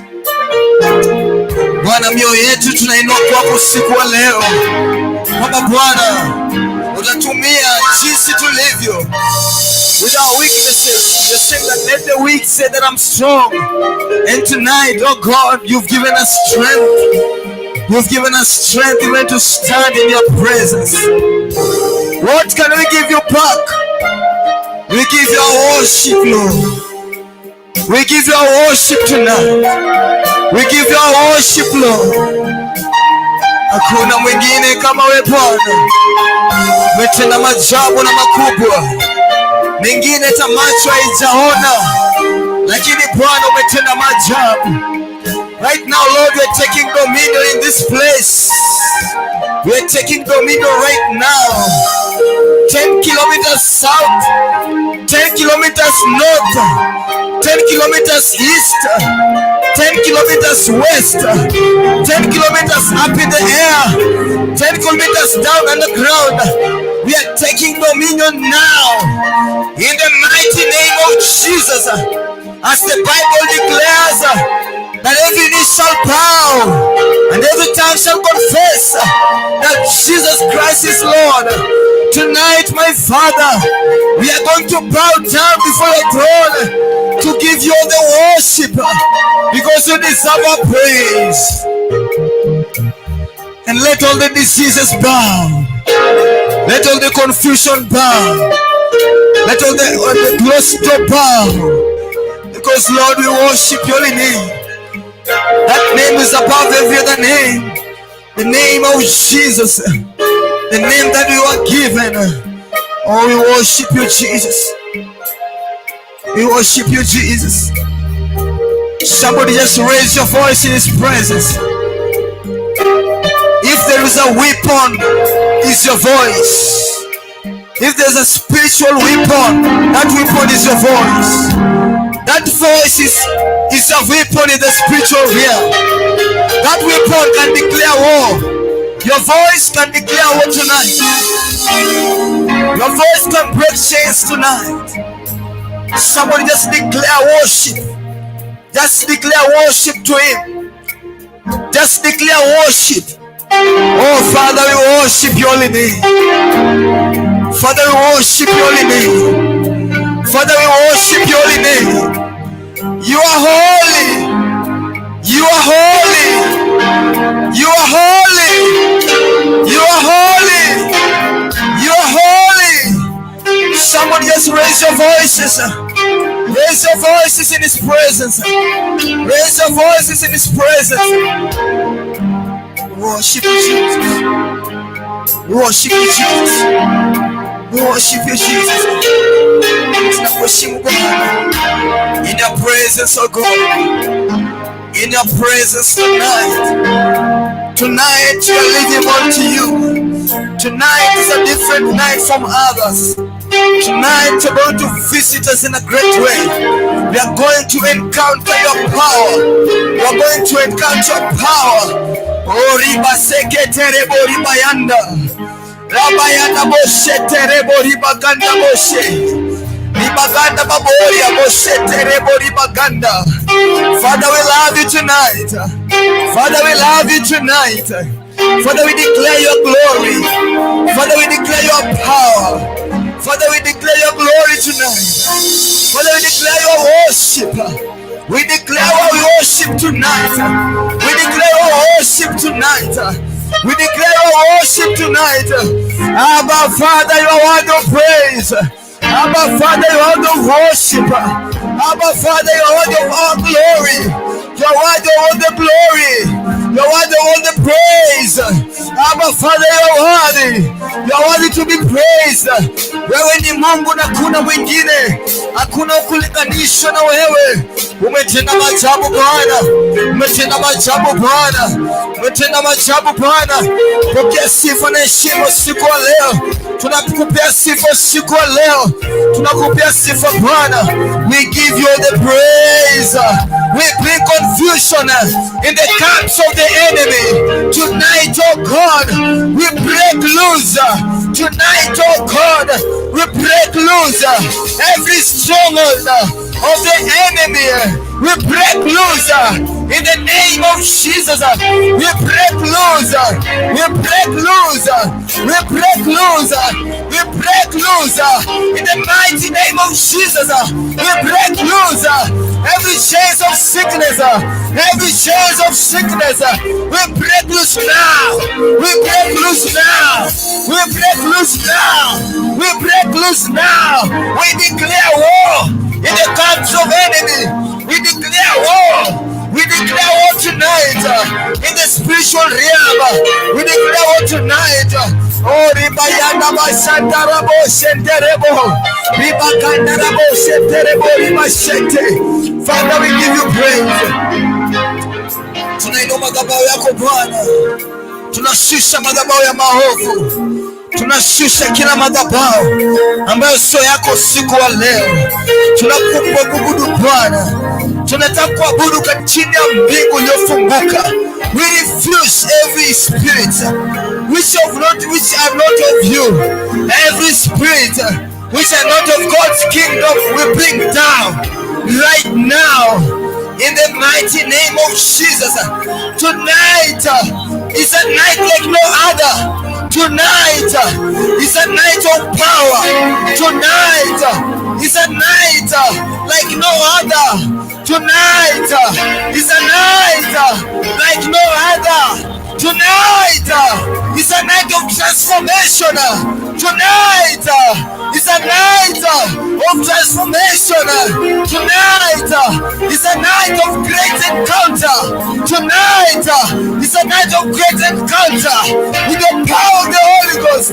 Tonight is a night of refilling. You're going to refill us, oh God. Tonight is a night of encounter. Come on, someone speak in tongues. Come on, someone, you can speak in tongues tonight. Come on, somebody, you can speak in tongues tonight. Oh, Ramayana Boshete, Shakarabo Ribayana Kataboshe. Oh, God, we worship you. We worship your holy name. We worship your holy name. We worship your holy name. We worship your holy name. We worship your holy name. We worship your holy name. We worship your holy name. We worship your holy name tonight. There is no one like you, Jesus. There is no one like you, Jesus. There is no one like you, Jesus. We give you the praise. We give you the praise. We give you the praise. We give you the praise. We give you the praise. We give you the praise. You're worthy of the praise, Jesus. You're worthy of the praise, Jesus. Oh Lord, we love you. We love you, Jesus. We love you tonight. We love you tonight. We love you. Thank you for loving us. Hata kama tukupendeka, hata kama tukutamanika, wewe tupenda hivyo tu. Wewe tupenda. Thank you for the deserved praise. Thank you for the deserved favor. Thank you, oh God. Thank you, oh God. We worship you, Jesus. We worship you, Lord.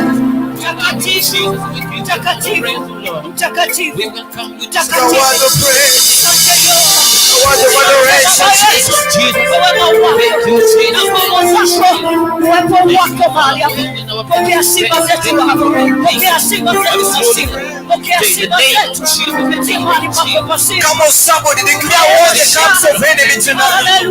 Come on, somebody, engage war right now. Engage war, engage war, engage war. Engage war in the camps of the enemy. Engage war tonight. Engage war tonight. Engage war now. Engage war now. In the mighty name of Jesus. In the name of Jesus.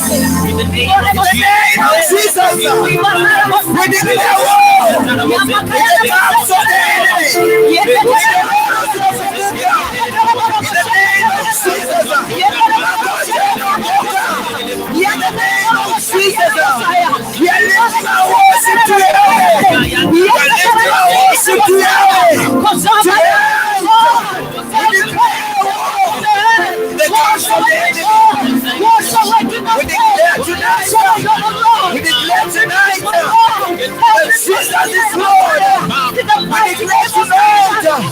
Jesus is Lord. Jesus is Lord of our lives. Jesus is Lord of our lives.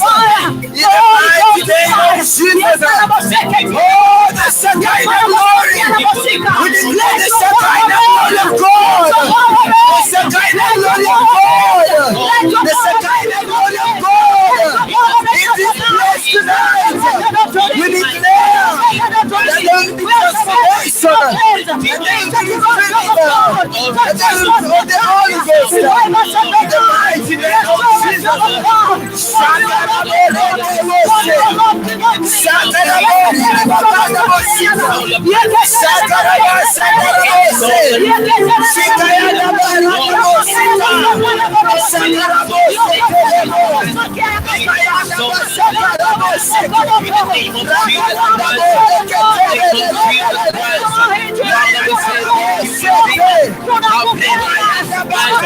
Lord, have your way this night. In the name of Jesus Christ. In the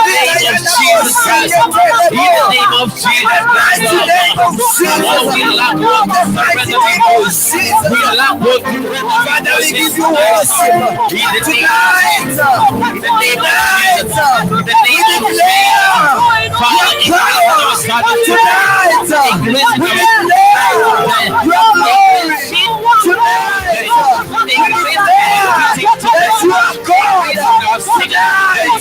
we declare your praise tonight. We declare your glory. Father, we refuse Father, we refuse before the Lord you may intercede in our life today. In the mighty name of Jesus Christ. In the mighty name of Jesus Christ. Father, may you increase God even in our face today. May you, Jesus, increase even God in our hope today. In a special way tonight. In the name of Jesus Christ. In the name of Jesus Christ. Father, we give you all the glory. Lord, Father, besides you there is none. Lord, there is none besides you. In the name of Jesus Christ. In the name of Jesus Christ. Father, increase our faith tonight. Father, increase our effort today, oh God. In the mighty name of Jesus Christ. For our life today. Thank you, Father, for our life today.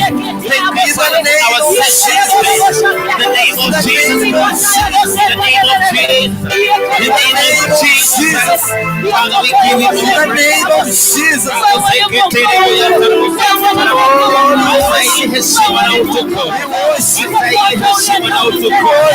Yes, Lord, yes, Lord. We worship you.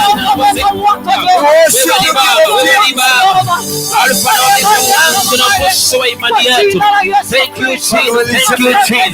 Thank you, Jesus. Thank you, Jesus. Thank you, Jesus. Mana wewe ni Mungu, haulinganishi Baba, haufananishe Baba, maana wewe ni Mungu, wewe ni Bwana wa mabwana, wengine kama wewe Mungu wa miungu, katikati ya miungu. Jina la Yesu Kristo, unafanya mambo zaidi ya fahamu zetu. Baba, unafanya mambo zaidi ya fahamu zetu. Katika jina la Yesu. Baba, tunapokea chini ya miguu yako siku ya leo. Tunafungua mbele zako siku ya leo. Ili ya kwamba utachukua nafasi ya kuwa katika jina la Yesu. Listen, somebody. Katika jina la Yesu. Katika jina la Yesu. Katika jina la Yesu. Somebody listen. The Bible says in the book of Isaiah, chapter 54, and some verses down there, that no weapon fashioned against us shall prosper. The weapon here, the Bible means any word that was said by the dead or their life people. The words of destruction that was said upon our lives. Tonight I want us to cancel those words. Kuna maneno tuliambiwa, rafiki yako alikwambia tu maneno kijokes, but they count in the spiritual realm. Words are alive. Words count so much in the spiritual realm. And tonight I want us to get to the spirit and cancel those words. And cancel every word that was said by our enemies. I want us to take like 5 or so minutes to cancel those words. in your own language, because God understands every language. Nataka tu cancel hizo maneno. Kuna maneno yalisema kwamba huyu hataona mbali, huyu mwimbaji hata record, huyu mchungaji hataona mbali. Lakini leo I want us to cancel those words, because the presence of God is saving this place. He will take care of those words. Oh Jesus, we love you. I want you to just raise your voice and cancel every word, cancel every weapon that has been used against you. We want to cancel every legal ground of the devil in the mighty name of Jesus. Rabashata raboshete, ribaganda boshete, ribaganda baboria boganda boshi, ribaboshete. We cancel every word. We cancel every weapon. Right now we cancel every word that has been said. Kila maneno ambayo amenenwa kinyume na maendeleo yetu, tunaharibu sasa. Tunaharibu sasa. We cancel now. We cancel now. We cancel now. We cancel now. We cancel now. Every session of the enemy. In the mighty name of Jesus. We give you the praises, Lord. Father, we worship you. Everything, Lord. Father, we give you praise. Father, we give you praise. Father, we worship you, Jesus Christ. We worship you, Jesus. Thank you, Jesus. We worship you, Jesus. As you worship him, just lift your hands. Just lift your hands. Tunapomwabudu Bwana, kwa sababu ametutendea maajabu. Ametutendea maajabu. We have a lot to tell Jesus tonight. We have a lot to proclaim of the Lord. We have a lot to testify in his presence. We have a lot to tell him tonight. We have a lot to have a conversation with our Father. We have a lot to tell our Maker. We have a lot to tell our Father tonight. And so I don't expect any mouth to stay shut. I expect every mouth to be talking to God. I expect every mouth to be moving. Oh, we love you, Jesus. We surrender all to you tonight. We surrender all to you tonight. Thank you, Jesus. Thank you, Lord. Bwana tunasongea, Bwana tunasongea chini ya wako, Bwana tunasongea, Bwana tunasongea, Bwana tunasongea chini ya miguu yako, Bwana tunasongea.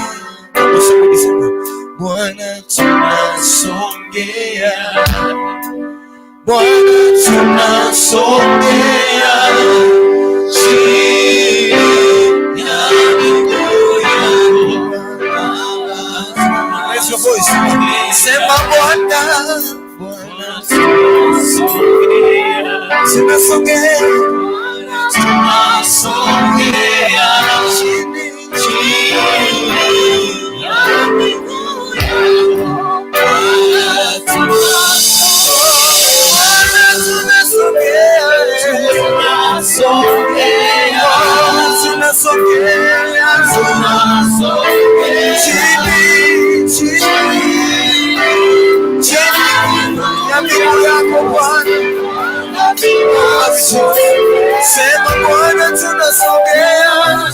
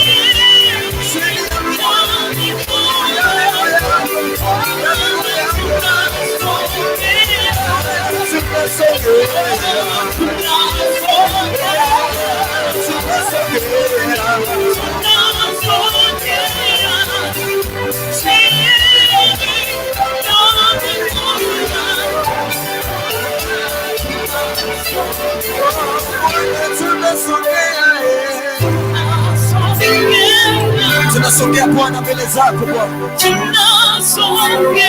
Sina wengine na wewe. Chini ya miguu yako tunasogea. Tukisema kwa uweza. Bwana, hatuna wengine, tunasogea Bwana. Tunaenda wapi bila wewe Yesu? Oh Jesus, we give you. Oh yes.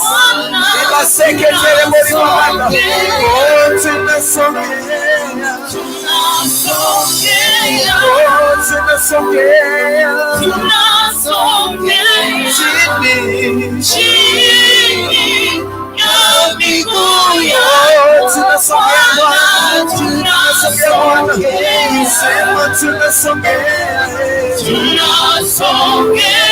Hatuna mfano mwingine, ni wewe Bwana.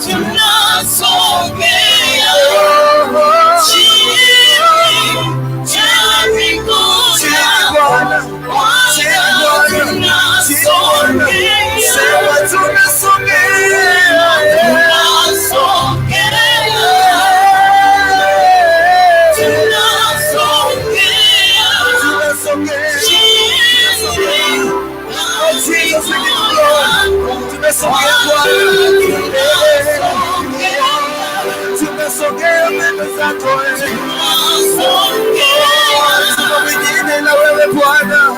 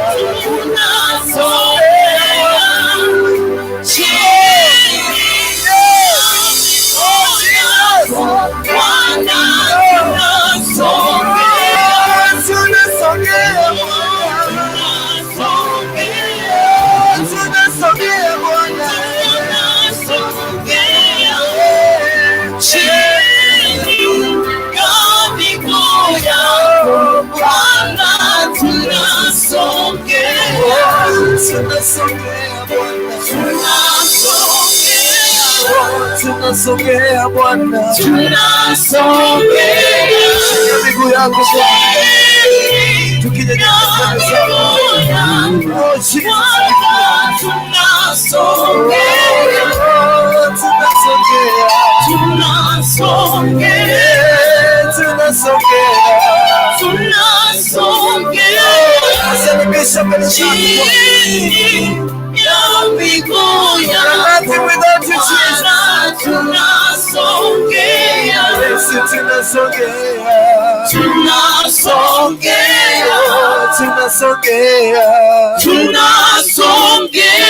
oh Jesus, na miguu yako Bwana,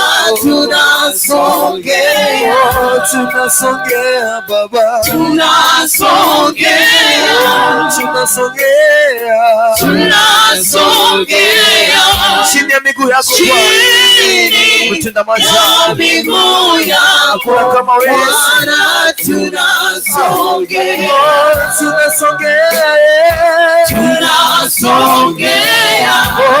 tunasogea Bwana, kutenda maajabu chini ya miguu yako Bwana, tunasogea.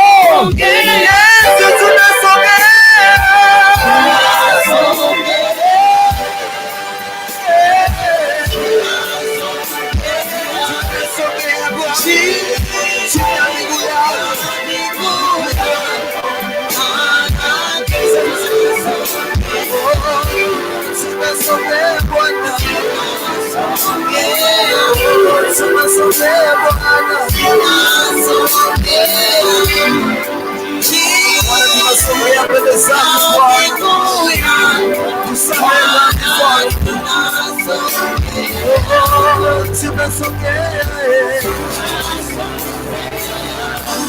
tunasogea Bwana,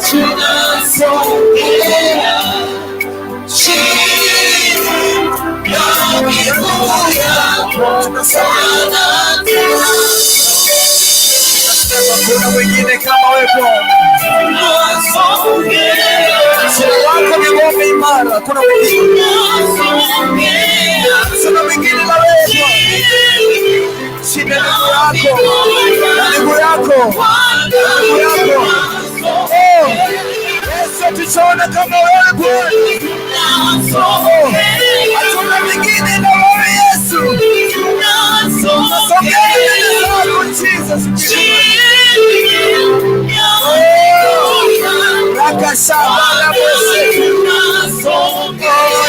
Mwingine ni wewe Bwana,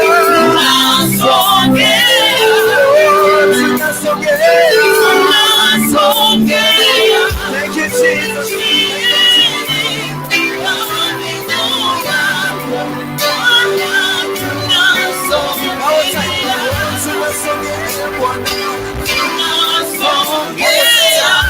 Tunasogea peke yetu Bwana, tuna mwingine na wewe. We declare tonight. Thank you Jesus, thank you Jesus. Have your way, have your way. One more time. Tunasogea mbele zako wewe, usisamehe dhambi Bwana, tunasogea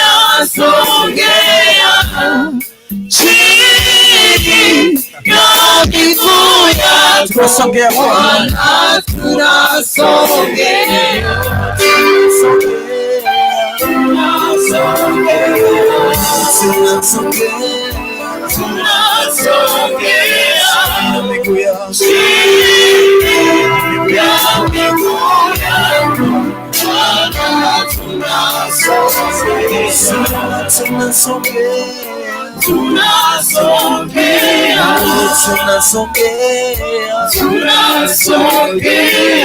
zako Bwana, chini ya miguu yako Bwana, tunasogea.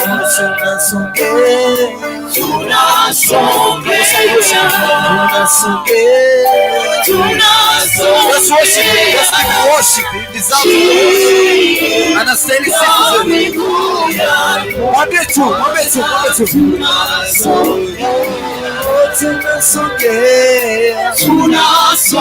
Jesus, we love you. We give you praise. Have your way tonight. Something say.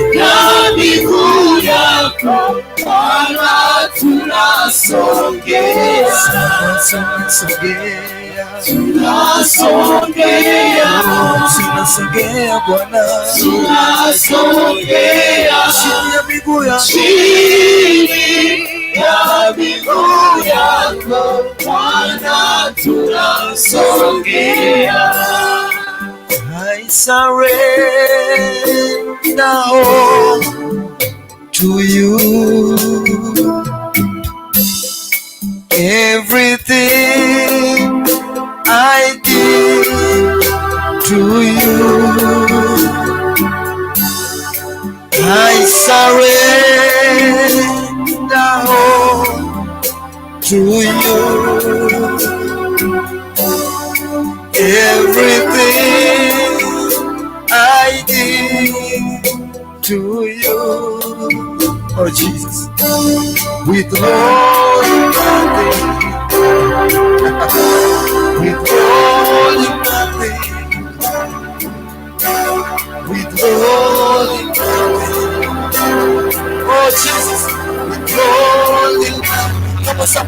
I surrender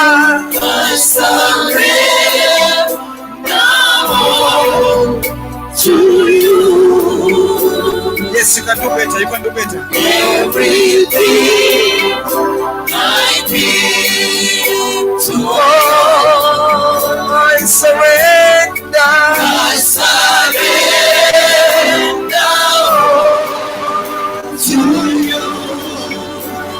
everything, Jesus.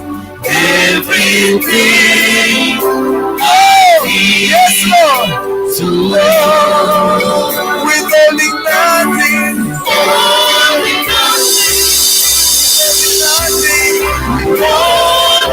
Jesus, withholding nothing. Withholding nothing. Oh, withholding nothing. Oh, I surrender.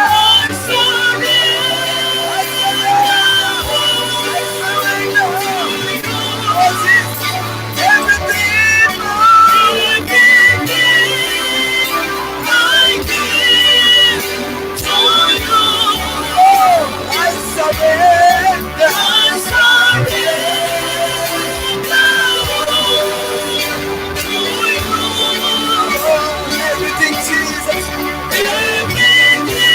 I surrender my joy.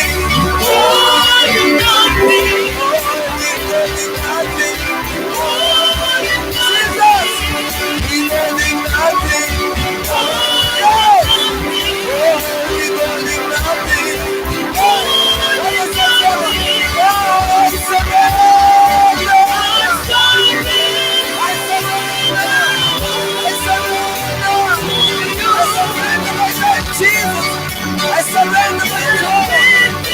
surrender my needs.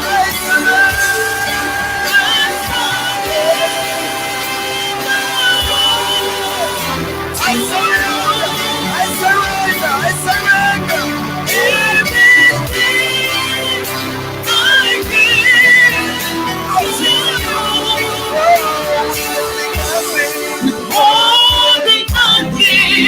Withholding nothing. Withholding nothing. Withholding nothing. Withholding nothing. Withholding nothing. Withholding nothing, Jesus. Withholding nothing. Withholding nothing. Withholding nothing. Withholding nothing. Withholding nothing. I surrender all to you. Everything I give to you.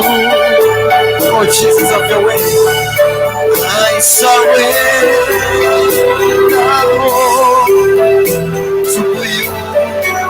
Oh, Lord, everything I give to you. Come on, somebody, raise up a second. I surrender all to you. We surrender, Jesus. There is no one like you tonight. Everything I give to you. Somebody say, I surrender. I surrender. We surrender. We surrender to you tonight. Kuna kama wewe Bwana. Everything I give to you. Withholding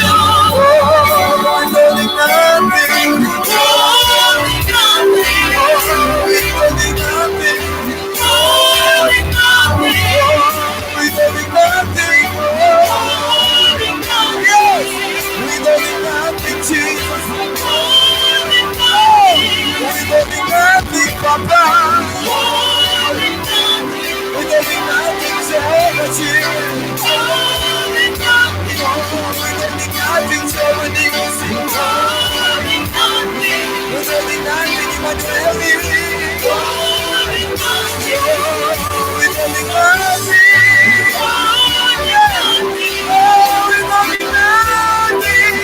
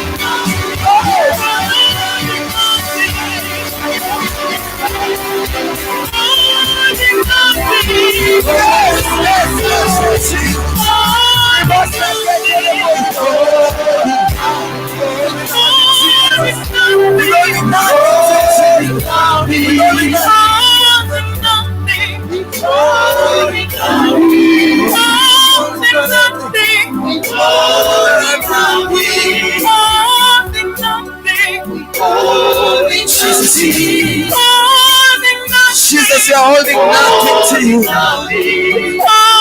Oh, you know the secrets of our hearts. Have your way, Lord. You're holding nothing. You're holding nothing. Oh, tunachilia Bwana. Tunachilia Bwana. Oh, we look to you, Lord. We look to you, Jesus. Have your way. Leave us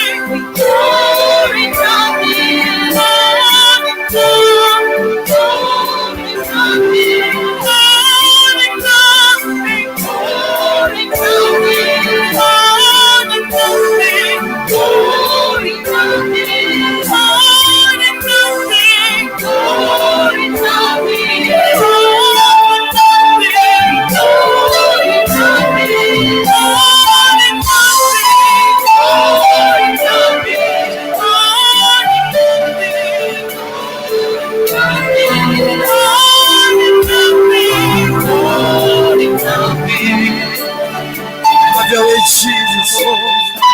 Have your way, Lord. We surrender to you tonight. We surrender all, oh God. We surrender to you, oh God. Oh, we surrender tonight. We surrender tonight. We surrender tonight. We surrender tonight.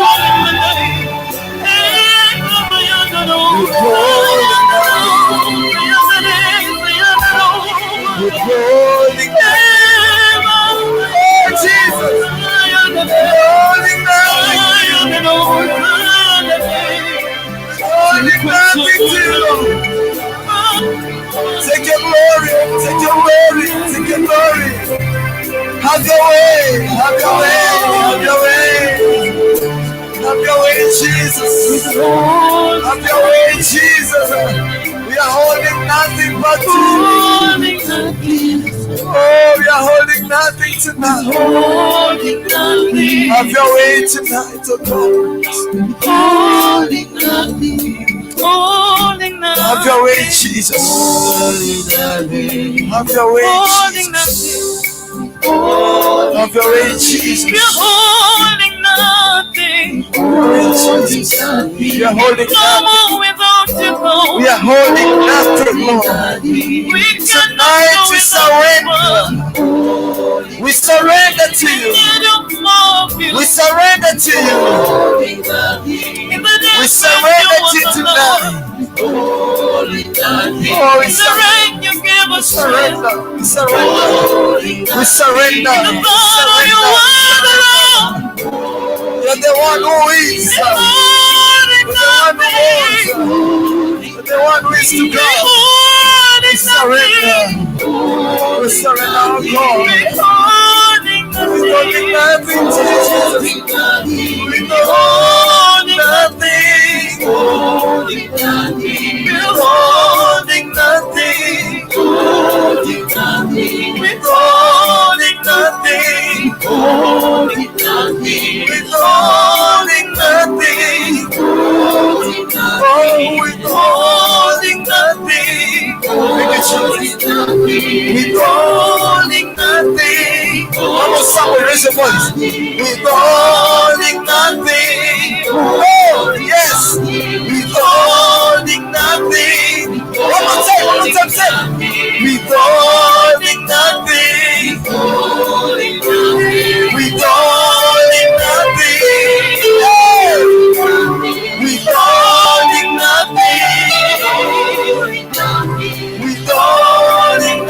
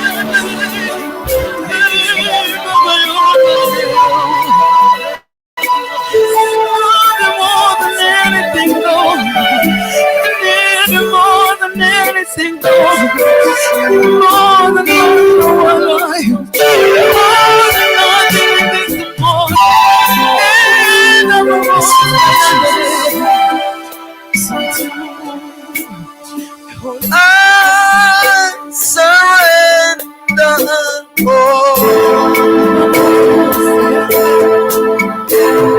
I surrender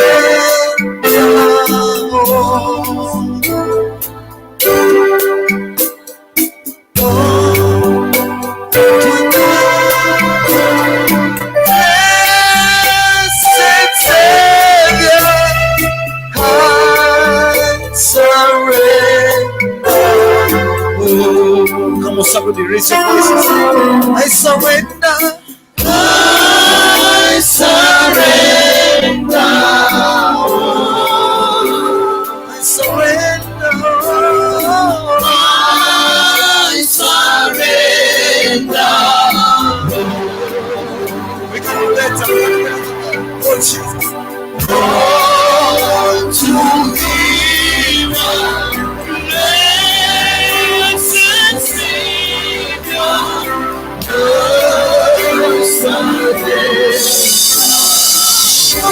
I surrender. I surrender my life to Jesus. I surrender.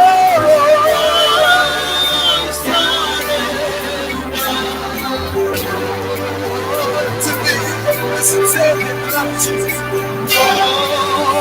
To thee, I'm a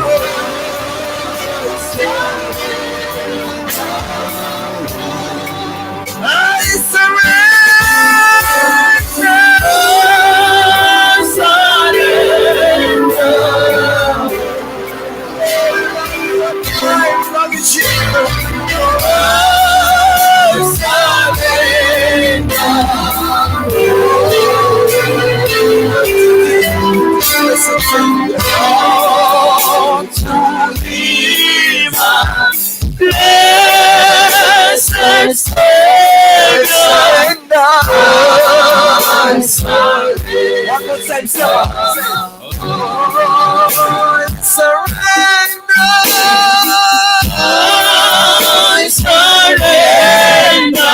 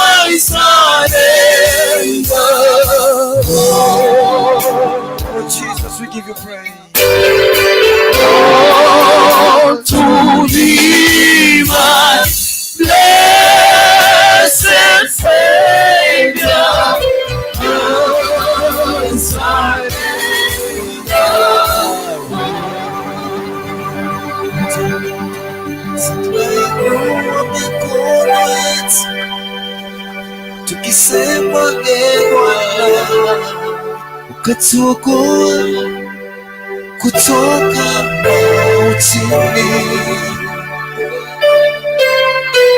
Tunasema ee Bwana, tunakiri uwezo wako.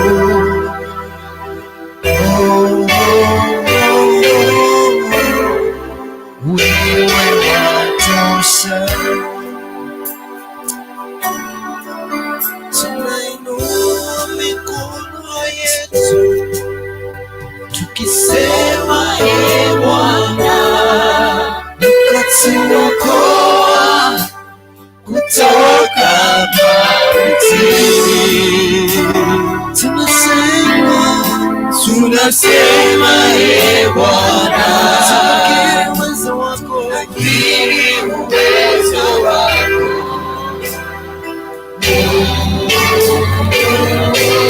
Jesus, we give you praise. Wewe watosha. Tunainua mikono yetu tukisema ee Bwana, ukatuokoa kutoka mautini. Tunasema ee Bwana, tunakiri uwezo wako.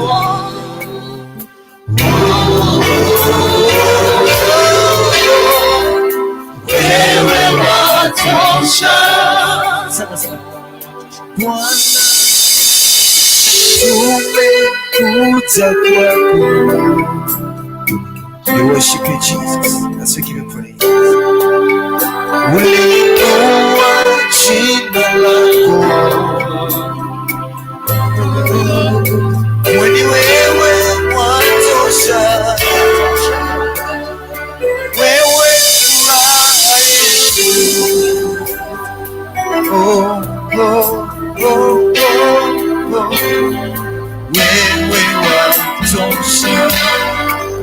What's up? We can sing it together. Say Bwana, tumekuja kwako. Thank you, Jesus. We love you, Lord. Kuliinua jina lako, kwani wewe watosha. Kwani wewe watosha. Wewe furaha yetu.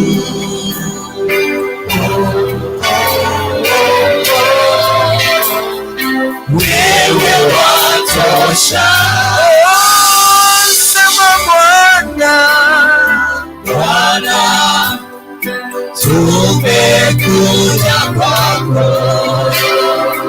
Inua jina lako,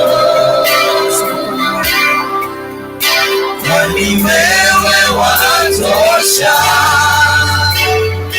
Wewe furaha yetu.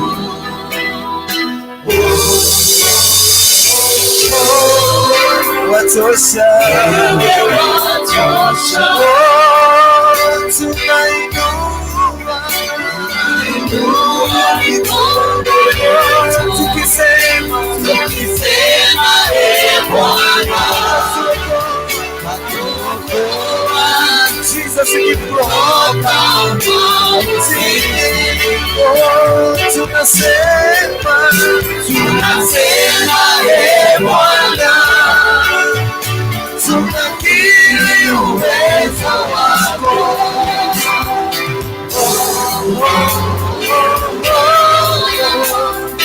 Wewe watosha. Tunainua mikono yetu tukisema ee Bwana, ukatuokoa kutoka mautini. Tunasema ee Bwana, tunakiri uwezo wako.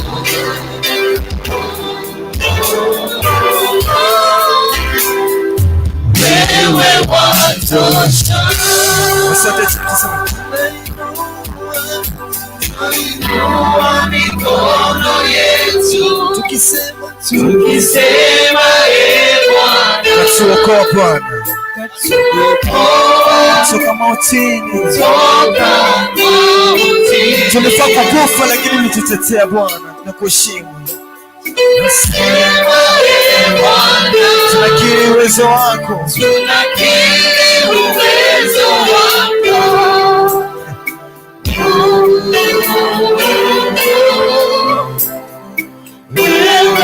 One more time.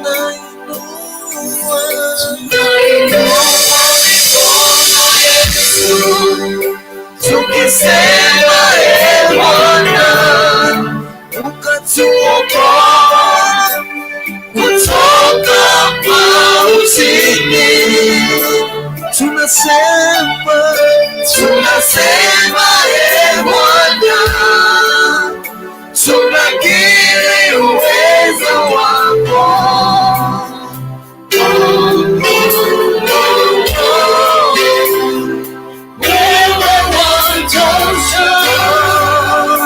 Wewe watosha. Bwana, wewe watosha, tuseme wote. Wewe watosha.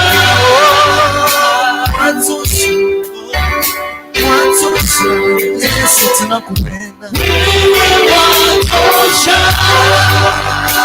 watosha. Kuheshimu Bwana. Wewe watosha.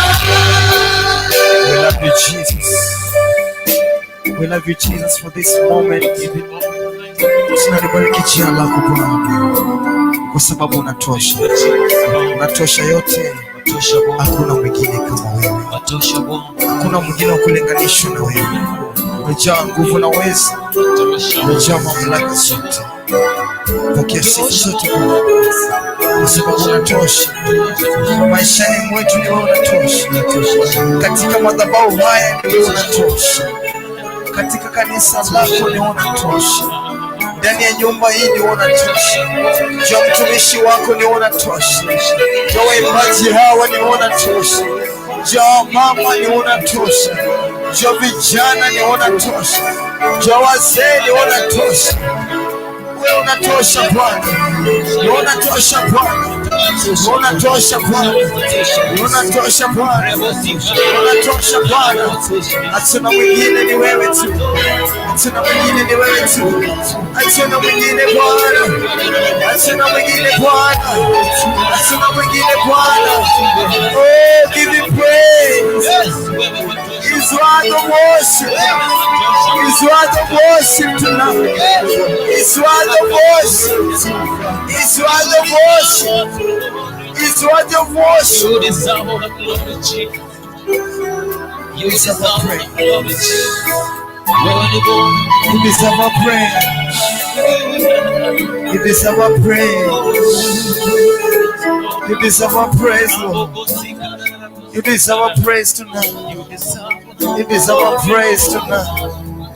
Unastahili sifa za mioyo yetu. Unastahili sifa za mioyo yetu. Unastahili sifa za mioyo yetu. Unastahili sifa za mioyo yetu. Unastahili Bwana. Unastahili Bwana. Unastahili Bwana. Thank you for the grace. Thank you for the grace of being alive. Thank you for the grace of health. Thank you for the grace, my Father. Thank you for the grace tonight. Thank you for the grace. Thank you for the grace.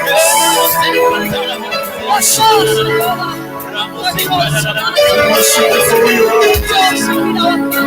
Worship you for the marvelous things.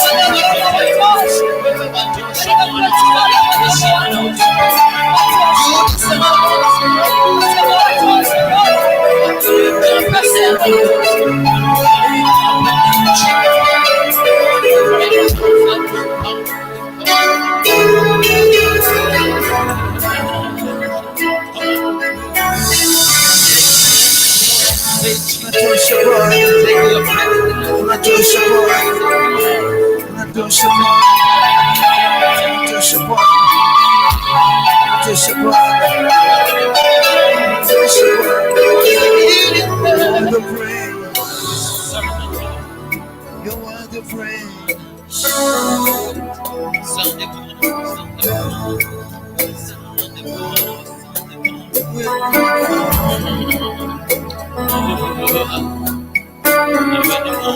Tosha mioyo yetu, tosha mioyo yetu. You're worthy of our worship, you're worthy of our worship, you're worthy of our worship. Jehova, tunakushukuru, tunakushukuru Bwana. We thank you, Holy Ghost. We thank you, the power of God that is at work in this place. We thank you, Jesus. Unatosha maisha yetu. Simba wa Yuda unatosha. You deserve the glory, Lord.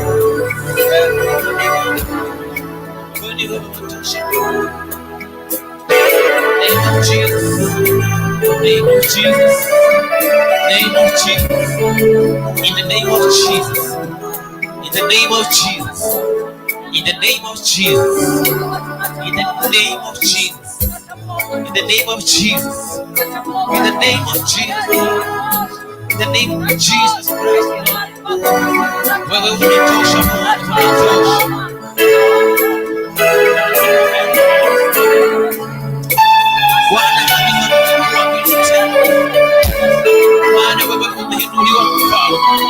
Unatosha Bwana. Oh, we exalt your name today.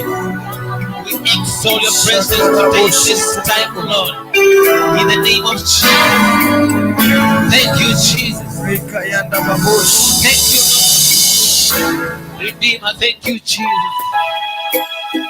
Thank you, Father. Abba, Father. Mfalme wa falme, We love you, Jesus. Simba wa Yuda, We love you, Jesus. Yesu tawala.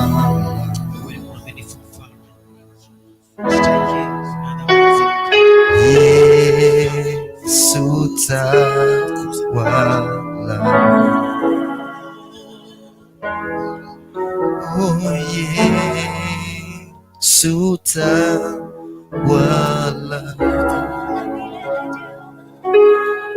Wewe ni mfalme wa wafalme, Simba wa Yuda, Yesu tawala. Come on, somebody softly say, Yesu tawala. Yesu tawala. Yesu tawala. Yesu tawala. Wewe ni mfalme wa wafalme. Wewe ni mfalme wa wafalme. Oh, Jesus. Simba wa Yuda. Yesu tawala. Yesu tawala. Oh, Yesu tawala.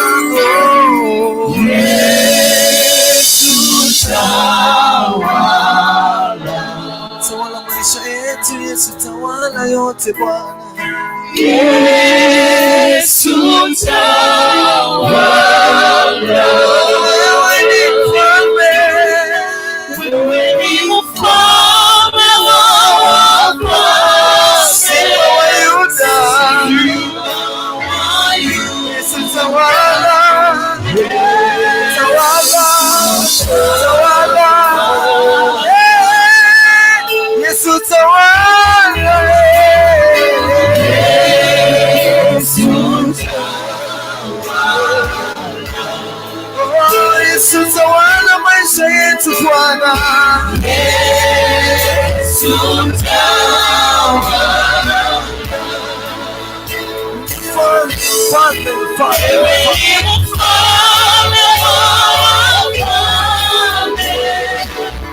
Simba wa Yuda. Yesu tawala.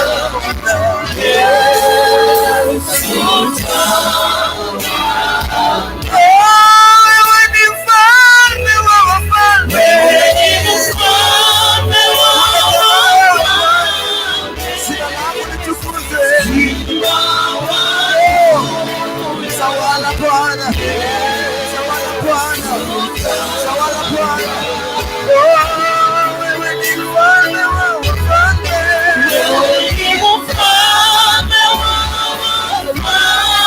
Simba wa Yuda. Yesu tawala, tawala. Tawala Bwana. Wewe ni mfalme wa wafalme.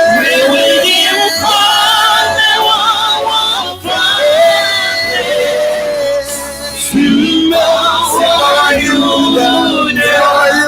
Yesu tawala. Kwa pamoja tuimbe. Yesu tawala. Yesu tawala. Tunakuheshimu Bwana. Tawala Yesu. Yesu tawala. Wewe ni mfalme wa wafalme. Simba wa Yuda ni wewe Bwana. Ukinguruma magonjwa yanapona. Yesu tawala. Yesu tawala, tawala, tawala. Yesu tawala. Tuna mwingine ni wewe, tawala maisha yetu, tawala. Yesu tawala. Wewe ni mfalme wa wafalme. Wewe ni mfalme wa wafalme. Simba wa Yuda. Simba wa Yuda. Yesu tawala. Yesu tawala. Yesu tawala. Yesu tawala. Yesu tawala, tawala, tawala. Yesu tawala. Wewe ni mfalme wa wafalme. Wewe ni mfalme wa wafalme. Simba wa Yuda. Simba wa Yuda. Yesu tawala. Yesu tawala. One more time, sema. Oh, Yesu tawala. Yesu tawala. Tawala maisha yetu Bwana, kama wewe. Tawala yote. Yesu tawala. Wewe ni mfalme wa wafalme. Simba wa Yuda. Yesu tawala.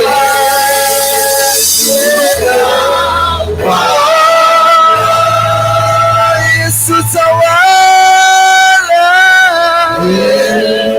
Yesu tawala.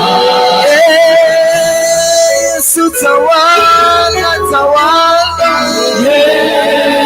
Yesu tawala. Wewe ni mfalme.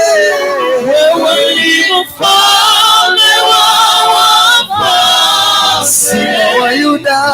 Simba wa Yuda. Yesu tawala, tawala. Yesu tawala. Hallelujah. Yes, Lord. Yesu tawala.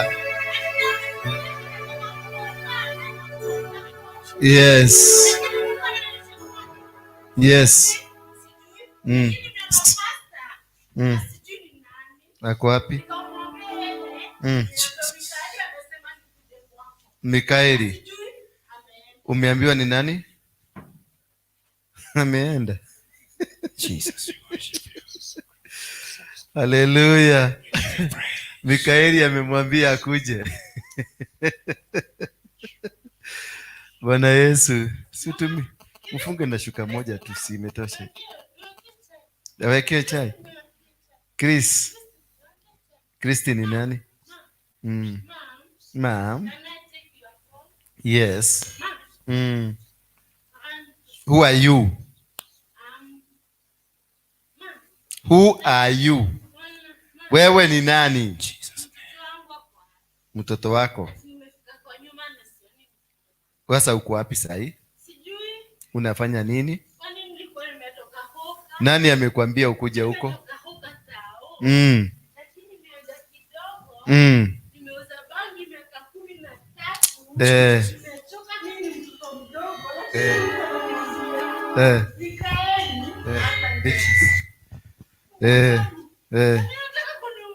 Nani? Mungu. Mungu amesema usiumie.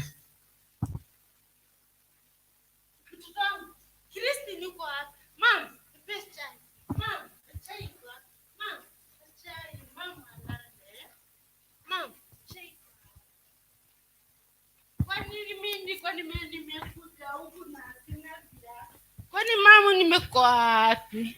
Mama wako wapi? Mama kwa. Let's continue worshiping. Let's continue worshiping. Let's continue worshiping. Thank you, Jesus. I told you as we began.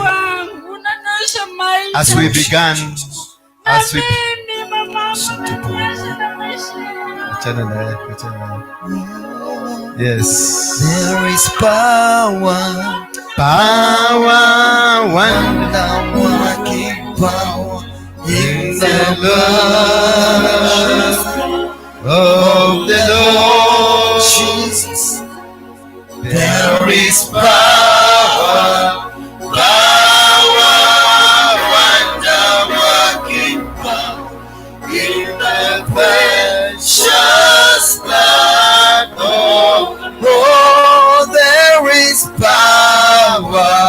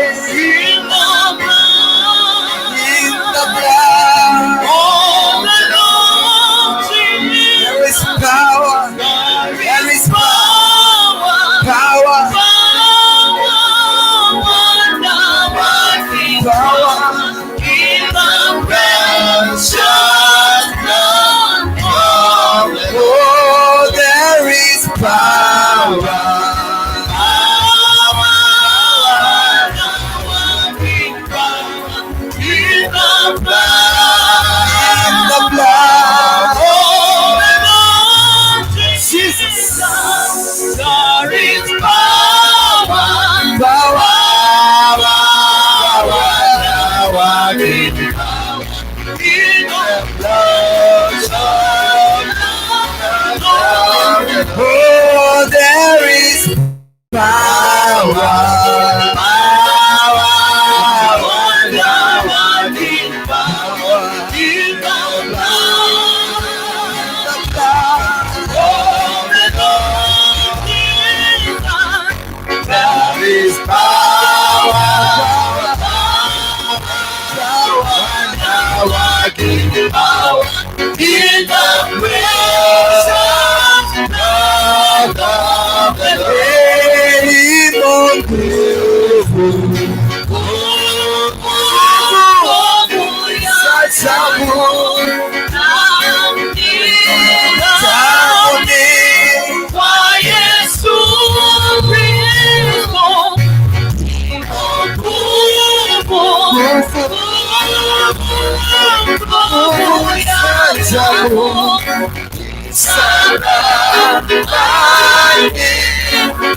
Yes, Oh, ipo nguvu, nguvu ya ajabu damuni kwa Yesu. Ipo nguvu, ipo nguvu,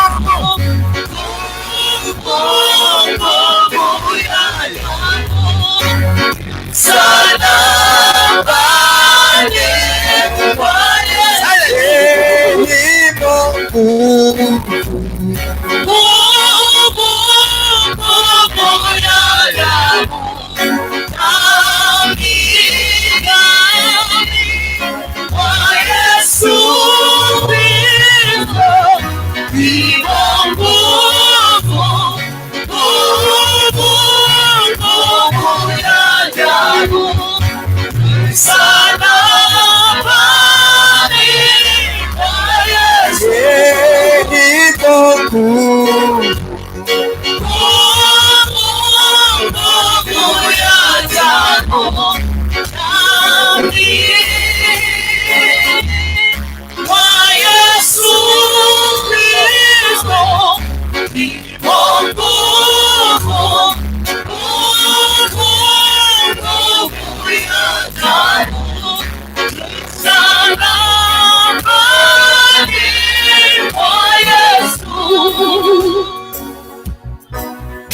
Thank you. Tubu dhambi zangu. Mimi tubu dhambi zangu. Mungu anasema mimi tubu dhambi zangu. Mimi sijui ni nini. Na nataka pombe. Unataka? Yeah. Utapatiwa saa hii. Shetani ako na mamlaka kwa maisha yangu. Nimeshaambiwa. Ushaambiwa? Mikaeli anaanza kuchapa kiboko, utajua siku wenye. Mikaeli anakuambiaje? Ameshaniambia leo ndio leo unaserekanga, unakunywa, unataka mgoka na saa hii siko mgoka. Lakini nimeonja. Mungu nisamehe. Malaika wako ameniambia mimi sijai kujua kama kuna kanisa makuna. Na sasa sijui niko wapi. Malaika mgani? Malaika amesema Mikaeli. Amesemaje? Sijui niko wapi, lakini mimi kwangu. Malaika Mikaeli amesema nini? Amesema nitakufunga miezi 3 na nimeona. Amekufunga. Hata kazi siendangi. Sasa malaika Mikaeli. Hata kazi siendangi. Malaika Mikaeli amekufunga. Mikaeli alinichapa kiboko. Nikule mgoka na pombe. Na bangi niacha kuuza. Na situmii bangi. Ni pombe tu na mgoka. Lakini mtoto wangu anaumia sana. Mtoto wako kwa wapi? Mjirani. Unaitwa nani wewe? Mimi sijui. Ujui unaitwa nani? Mimi sijui. Mikaeli amesema sijui. Mikaeli amesema sijui. Mikaeli amekwambia uingie wapi? Mimi sijui. Wewe lakini kaona pasta. Pasta kwa wapi? Mimi sijui. Pasta kwa wapi? Naona Mikaeli, wacha nikuonyeshe Mikaeli. Tuonyeshe. Mungu nisaidie. Sababu maisha napitia, ningekufa. Ningeumia zaidi venye unaniona. Na venye Mungu ametenda, hataki mtoto wake aumie. Mungu nisaidie. Mungu atakusaidia. Usikanyage miguu yangu. Mungu atakusaidia. Mungu nisaidie. Mungu nisaidie, nisamehe dhambi zangu. Sijakozea binadamu. Ninatafutia sherehe kila siku. Nisaidie mtoto wangu. Mungu aliniacha. Sina sister kwa hii dunia. Nafikiria nikunywe. Nete stress ya mamangu na masista zangu. Walikufa. Nifikiria sana. Sister zako walikufa. Alitoanga kafara. Alitoa? Baba yako alikutoa kafara? Shetani ndio anaongea. Ako wapi? Huyo shetani wa babangu.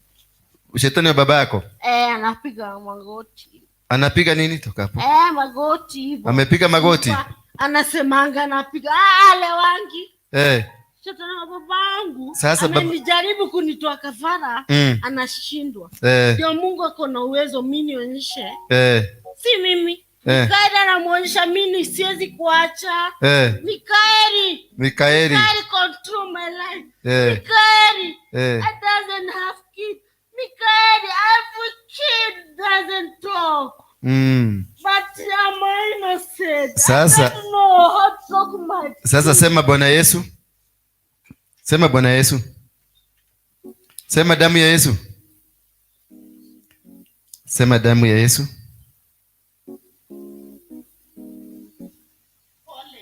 Babangu amekuja kaniambia ukiokolewa utakufa. Ukiokolewa utakufa. Babangu amenizima. Amekuzima. Siongea. Uwezi ongea. Anasema nikiongea nitakufa. Haya, sasa utaongea. Sasa utaongea. Sema Bwana Yesu.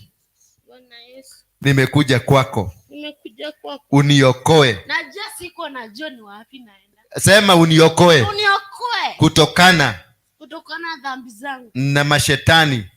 Mapepo washinde. Na mapepo washinde. Katika jina la Yesu. Mimi si mtumishi wa shetani. Sema katika jina la Yesu. Katika jina la Yesu. Sema amen. Baba, let my life free. Nani? My life I want to be free. Mwongea naye, mwambie akachane na wewe. Baba unanitesa kwa baba, sio una mtoto baba. Ananizimanga hivi. Wewe baba, In Jesus name. mahali popote ulipo, I silence your spirit. Name of Jesus. Come out of this woman. Yes. Come out of this woman. Come out of this woman. Come out of this woman. Name of The mighty name of Jesus Christ. Yes. You are free. Name of Jesus. Baba unanipiga na mimi sina ubaya. Baba unanipiga na sina ubaya baba. Mwambie baba toka. Baba. Mwambie baba toka. Nenda kwa maisha, lakini mashetani zako zisitumike kwa maisha. Katika jina la Yesu Kristo. Mtumishi wa Mungu, usitake mtoto wako anaumia atakunyonge pombe, ameuza bangi, ameacha kuuza bangi, atumii bangi. Lakini amtumia pepo apigwe na gari amekunywa. Lakini baba, Mungu amenionyesha sijui wapi niko. Hata kiniuliza nitakwambia mimi niko Buruburu. Kwa babangu. Uko Buruburu? Mimi niko Buruburu. Kwa baba yako? Na nikiangalia watchman yako wapi? Watchman. Amen. Amefungua gate nione nimeingia kwa babangu. Kristi wangu mtoto wako wako wapi? My daughter. Ako wapi your daughter? She doesn't talk. She doesn't. Alitolewa kafara na nani? Baba yake aliuliwa. Aliuliwa. Penye baba yake aliuliwa, babangu alisema sitaki kuona huyo mwanamume. Huyo ni Mkisii na mimi ni Mkikuyu. Na sijui kinyo unatafuta kwa Wakisii. Nikamwambia baba huyo ndio umependa. Akamuua, akamtoa kafara. Na niko Kristi mama Kristi. Akamtoa. Sasa niweke chai nikunywe. Sasa alimtoa kafara.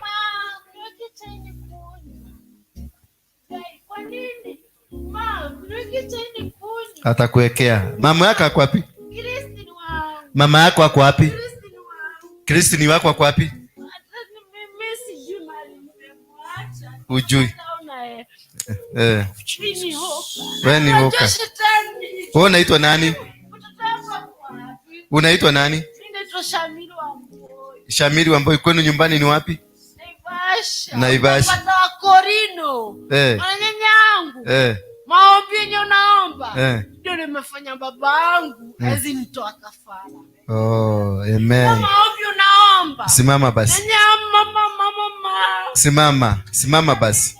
Unaamini Yesu? Anamtambua. Simama sasa. Shut up. Nyamaza. Simama. Jesus. Kwa nini? Nakwambia yes. Stress kwa akili. Mtoto wangu. Simama nikuondolee stress. Kuja nikuonyeshe mtoto wako. Shut up. Nyamaza. In the name of Jesus. Nyamaza. Sasa hapa hatutaki kelele. I declare you. Demon. I declare you. Mikaeli amesema. Mikaeli yako wapi? Mikaeli. Unamuona? Mimi sijui. Unaona Mikaeli? Hata sijui kinye nasema. Na nikifikia sana. Nimeambiwa nikuambie pasta. Friday mimi nasiri kuwa na mogoka, bangi, sigara na pombe. Niko na hizo bangi na sigara na pombe. Ziko wapi? Sijui. Nimetumwa mahali sijui. Nani amekutuma? Mtoto wangu ako wapi? Nani amekutuma? Wacha sarakasi. Nani amekutuma? Kingdom of King. Our King. King our one. life. King one ni nani? Jesus. Ni Jesus. Simama basi. Simama. Stand up. Stand up. Simama. Acha sarakasi mingi hapa. Mtoto wangu hata nikisimama hivi simuoni. Mulete hapa, mulete hapa. Hapa kuna moto. Katoto kako hapa. Mpandishe juu. Murehe igoro. Bosi, chukueni huyu mama. Sasa kutoka sasa, sikiliza, acha na mambo ya Christine. Kutoka sasa, I silence every demon in your life in Jesus name. I destroy every powers of darkness in your life in the name of Jesus. That from today, yes, you are covered by the fire of the Holy Ghost. Yes. By the blood of the Holy Ghost. By the blood of Jesus. Blood of Jesus. I destroy every covenant. The spirit of Illuminati. Yes. The spirit of witches. Oh, yes. The spirit of Magini. The name of I destroy you in the mighty name of Jesus' name. Moto wa Roho Mtakatifu. Moto wa Yesu. Moto. The name of Jesus. In Jesus' name. Wachana naye. In the name of Jesus, you are healed. Jesus. Chana na name sasa. of Jesus.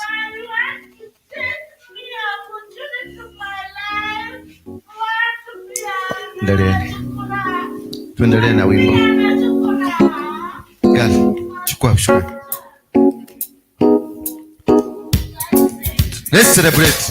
I told you, when we were starting, when we praise, you conquer your enemies. Yes. She has been located from where she is. This is an agent. Wanatumika. Oh Jesus. Na ni zile mazimu inatumika katika area hii. Let's praise God. Let's continue. Haijawa rahisi kufika hapa, ni mkono wa Mungu umenibeba. Haijawa rahisi kufika hapa, ni mkono wa Mungu. Hey, celebrate. Umenibeba. Haijawa rahisi kufika hapa, ni mkono wa Mungu umenibeba.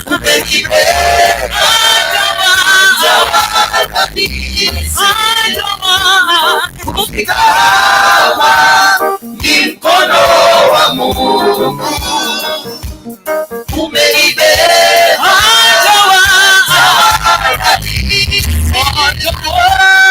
Kufika hapa, ni mkono wa Mungu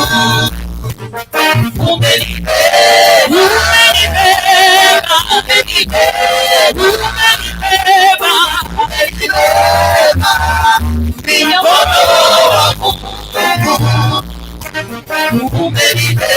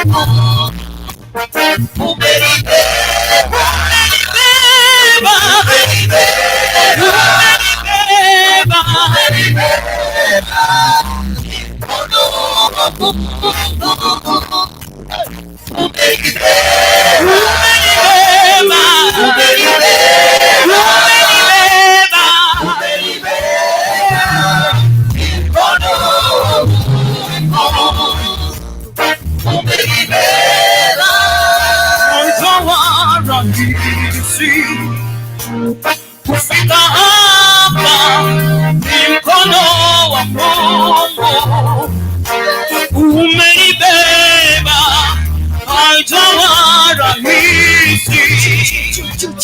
Kufika hapa ni mkono wa Mungu. Umenibeba haijawa rahisi, haijawa kufika hapa ni mkono wa Mungu. Umenibeba haijawa rahisi, haijawa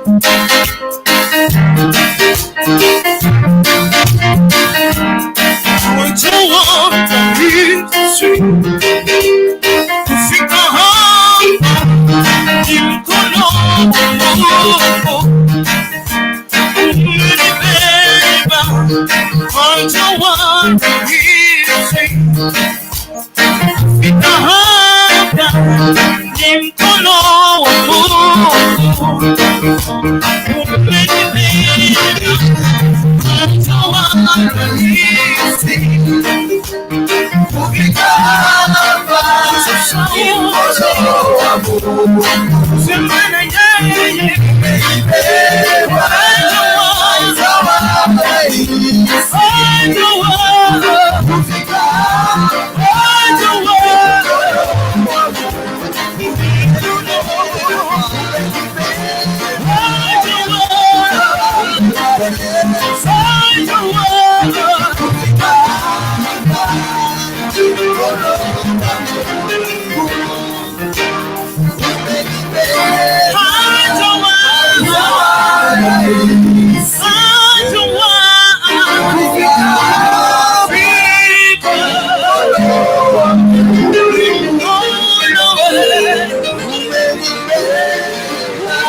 Umenibeba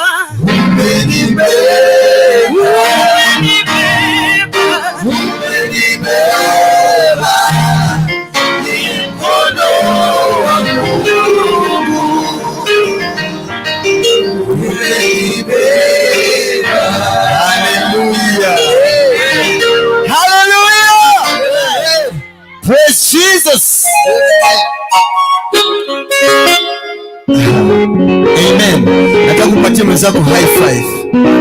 Mwambie everything is in order. Amen. Listen someone. Tukivuruga ulimwengu wa kiroho, ulimwengu wa giza, there must be a result. Amen. We thank God for His grace. Hallelujah. Can somebody scream in the house of the Lord? Hey! Hey! Leo ni ile siku. Ambie jirani, leo ni ile siku. Leo ni ile day. Leo ni ile day. Leo ni ile siku. Leo ni ile siku. Bwana asifiwe sana. Amen. We are going to praise Jesus. Amen. Amen. I thank God because I have my sister here. Tunaenda kucheza. Sindio? Yeah. And I have my brother on the other side. Yeah. So we are fully packed. Sindio? We packed. And we have instrumentalists wa nguvu. Allah. Are you ready for this? Yes. Are you ready to jump for Jesus? Yes. Are you ready to break the strongholds of the devil? Hey. Are you ready for this? Hey. Nataka nisikie nduru ya Yesu. Amen. Nikisema Jesus, nikisema one unanipea? Nikisema one unanipea? Nikisema one unanipea? Jesus, sindio? So governor wa Nairobi, sindio? Nikisema one unanipatia? One!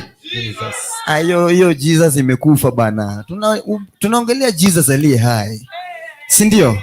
Jesus anayekomboa, au sio? Amen. One! Jesus! Hey! That's better. One! Jesus! One! Jesus! Two! Jesus! Three! Give him some praise! Give him some screams in the house! Hallelujah! Yes, Jesus, we love you. Piga makofi jamani. Piga makofi jamani.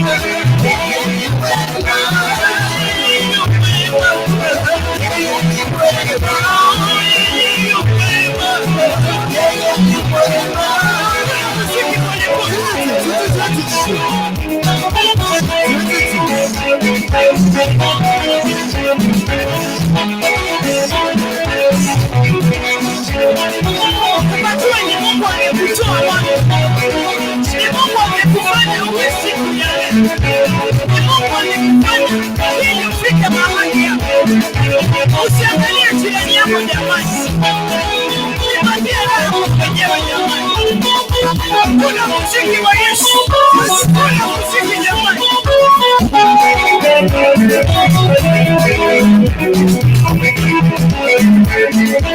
Tunaenda na mei jamani. Tunaenda na mei.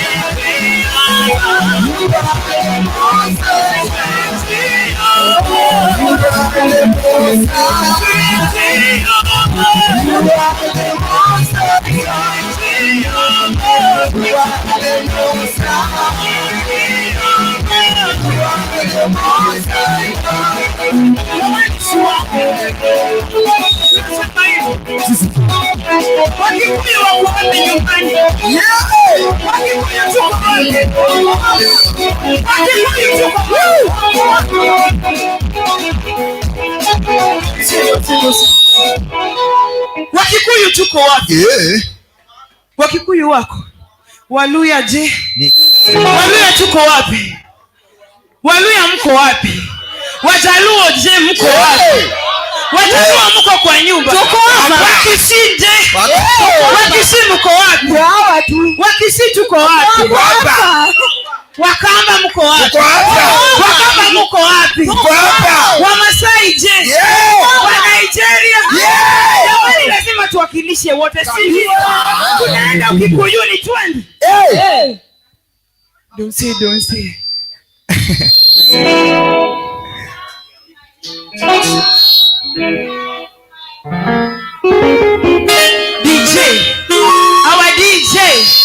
Our DJ.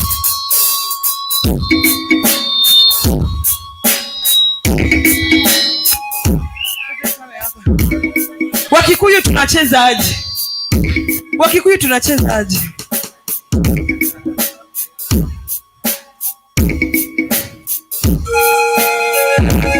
Jirani yako asipotoa jasho.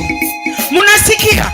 Jirani yako asipotoa asipotoa nini? Ujue huyo alikuja kunini? Alikuja kunini? Usorora. Kuja usorora. Hatutakubali. Unakuja usorora. Basi umesorora piga simu.